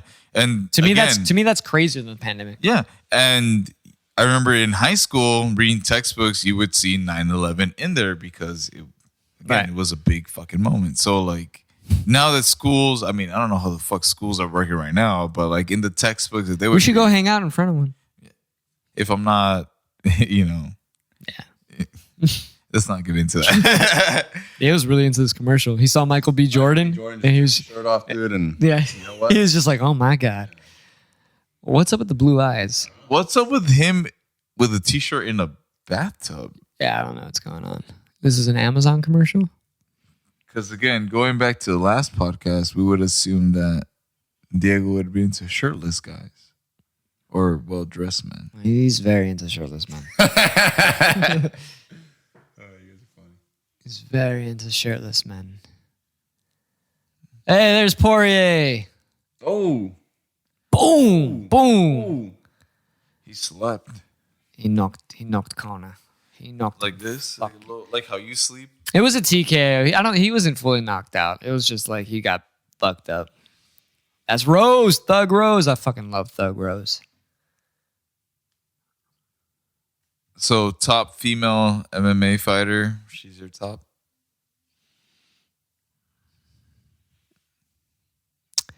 You know what? Probably she's not the best But on your list, on my list. Probably, actually, yeah. top. She's high up there. No, she actually might be number one. Like for me, as like just like a fan. Like I said, she's not the best. Like Amanda Nunes for sure is the You best. like her fights. I like her fights, but I like her personality. I like her as a person. She's also a musician. No, She's like a dope ass piano player. I had no idea. I'll show you some clips. Like she's fucking dope. So like I probably like her the best for sure. Are you sucked into the world that way, where you would know those facts about her? I had no idea. I don't what. He's not paying attention to us. No, I'm just kidding. I don't know. I'm not into. I never get into the. Unless it's a specific person, I never really get into like the stats of it, whether they're fighters. I didn't even say any stats though. I know, but he's asking like who have top MMA fighters are. Like you said the names, I can't even picture what Amanda Nunes looks like.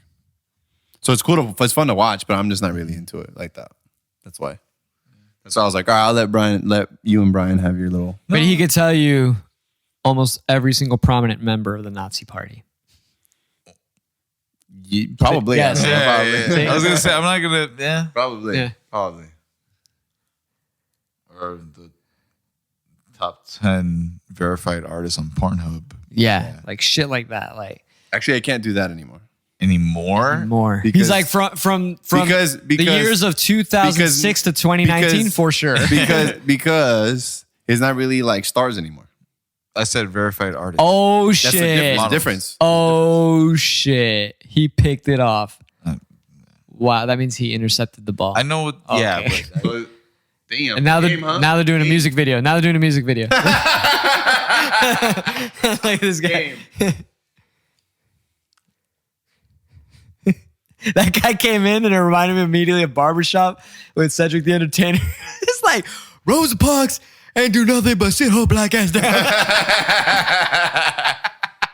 Barbershop 1. Yeah, Barbershop 1's the only one to me. The other one's Everybody's all like, no. yeah. They're like, what? That's He's not like, my he's voice. not. And he's like, it wasn't as good. It wasn't as saw good. it. I saw it. It wasn't as good, dude. It's just, it's the funniest because he's just straight up like, he's like, huh, man, fuck Jesse Jackson.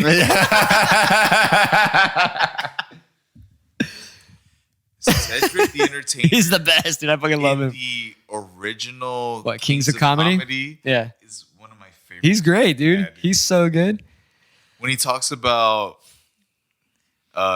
like spaceships having Cadillac rims and Yeah. rearview mirrors, he's like, we turned the music down so we can parallel park that motherfucker. We turned the music down so we could see better. I think that's the line he said. Dude, yeah. he's so good. I fucking love him. That's Jason Pierre-Paul they just showed. Who else was in that original Kings of Comedy? It was Bernie Mac, Steve Harvey, Cedric the Entertainer. there was DL? DL. Yeah, DL, DL, yeah. And who was the MC? Oh, fuck. I don't remember that. Steve Harvey. Oh, yeah. Steve Harvey was the MC. Yeah. I remember because he ended up playing Earth, Wind, and Fire in one of his little segments. Yeah. I haven't seen that since like 2003. And a while back, you and I were going through the old Comedy Central app. Greatest of all time, Tom Brady just won his, seventh Super Bowl? Something ridiculous. And we were going through the old Comedy Central stand-ups. Yeah. And there was so many that like we had those moments where like, wow, like when's the last time you heard this guy? This is number 7, dude. He's won 7 Super Bowls. He's the GOAT, huh? The greatest of all time. Wow. Look at that mask. That's Andy Heed. That's crazy, dude. 31-9. The first year on a different team, and he fucking goes to this and wins the Super Bowl. That's fucking ridiculous. Wow. Is that Donald Trump right there? No. In the white hoodie? Is that Donald Trump? Can't be him, dude. That'd be hilarious. Isn't he like gone or something? No, he's in Florida. He's at Mar-a-Lago. That'd probably be him. He's probably up there. Why the fuck not? Dude, it's crazy. So if he gets impeached again, they said, well, not only obviously would he not be allowed to run anymore, they take away Secret Service. That's fucking crazy. Yeah, and his pension too, right? Yeah, they take away all that shit. Well, fuck the pension. Who cares? Correct He makes me- more money So Right. outside of that. I know that That's this is not just some normality that the ex-president gets like the secret intel, whatever. But didn't Biden say something about he didn't think that Trump deserved Probably he hated Trump. getting like the secret intelligence or whatever? I mean, probably. I don't. I mean, I can't. I don't know if he said that. I'm just saying probably because I mean, people are dude. Politicians are so bitter, man. That's it. Game. Game. Look at that camera quality, dude. Imagine what they're working with. That's like 8K. Is it still this big, like a bazooka? those TV ones are pretty big, yeah. Have you ever like reviewed old family home videos and then there was that I shot? don't have a VHS. So I remember reviewing old family home videos, and then there being that shot of like the uncle that goes by the camera or goes by the mirror, and you see him, and he has like this huge fucking device on him. Where we at, Brian? 17%. Oh, okay. Okay. So we gotta wrap it up soon. Yeah, it's already 7:15. Yeah, I mean, we did basically from the second quarter on. Mm-hmm. The halftime shows usually like roughly 30 minutes or so. So we've got like a couple hours worth of material. Dude, Drake looking thick. I was Thicker literally than- thinking that. What thicker than a Snickers. Look at him, dude. thicker than a bowl of oatmeal? Yeah. My favorite Drake bit is the one he did with Will Ferrell, the basketball coaches one. Never seen that one? I'll have to throw that on post podcast. I was thinking about SNL clips, and I was remembering a Mark Wahlberg one, and I think it was Mark Wahlberg and Andy Samberg. So And- kind of new. I think, and it was something about like Andy Samberg going up to Mark Wahlberg, or no, And Annie Samberg. the other way around. It was the other way around, and him saying like, "Say hi to your mother for me." Like that was a Oh whole bit. yeah, isn't that That's when he talks Departed? that's when he talks to animals. No, but isn't that Departed? No, that's not Departed. No, yeah, that's the reference, Yeah, the line they're yeah. stealing. But But he's saying, they "Say did a hi to your bit- mother for me," right? They Like did a constantly? bit. They did a bit where Mark Wahlberg talks to animals, and it's Andy Samberg playing Mark Wahlberg. And he's like, "Hey, how you doing, goat? You just hanging out here at the petting zoo? All right, say hi to your mother for me." Oh there you go. yeah, okay, yeah. Do you find him funny? Who? Andy Samberg. Mark Wahlberg, absolutely. Andy Samberg. No. I don't know. He's all right. He's all right. Dick in the Box was very funny for me. That's with Justin Timberlake, right? With Justin Timberlake. Yeah. Andy Samberg in the shooting one, I also found really funny. The Is that MacGruber? I No. forgot what you say with everyone shooting each other. It's an SNL bit, dude. I mean, I don't really watch SNL that much anymore, so I don't know. I haven't seen SNL since it was good. Thanks, Brian. But yeah, Exactly. Exactly. Since they had Bill Murray on, those it, are right? the only Andy Samberg bits that I like that have hit with or Gotcha. stuck with me. Yeah. I tried watching Brooklyn Nine-Nine. You never seen it either?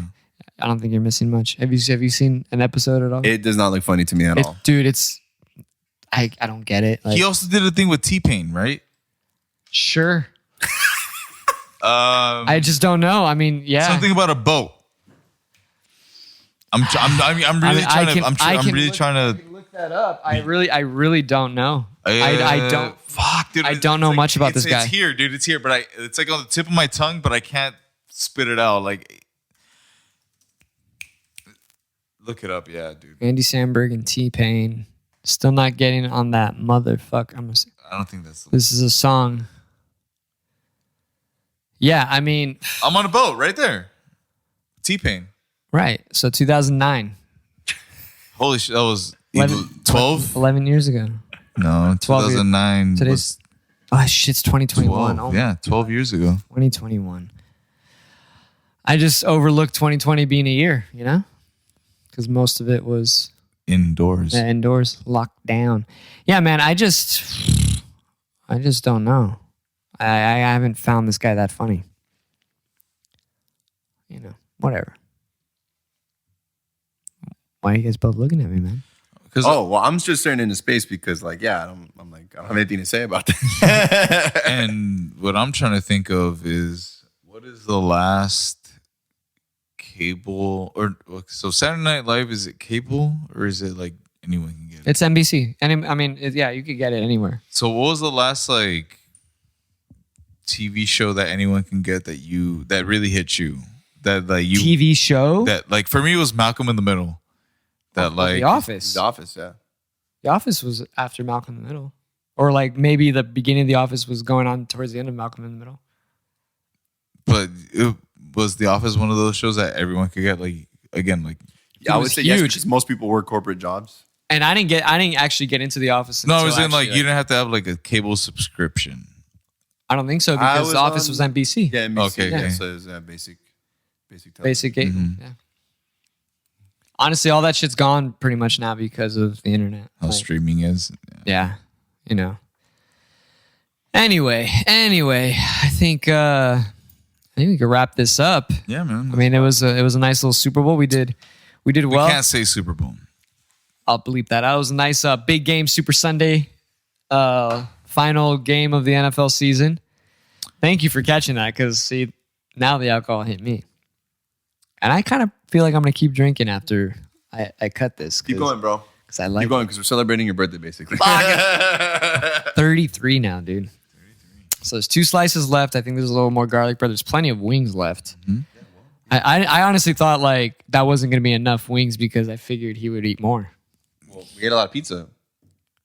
Yeah, but the wings were here before the pizza. I feel like our other counterpart wasn't himself today. That is true. We need to get you back on track for the next one. We definitely need to get you back on track. Anyway, on that note, it was a great game. Congrats to Thomas Brady.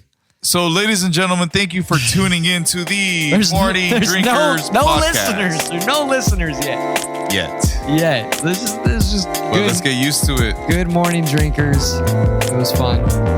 And yeah, we'll do one again next week. Cheers. Bada bing, bada boom.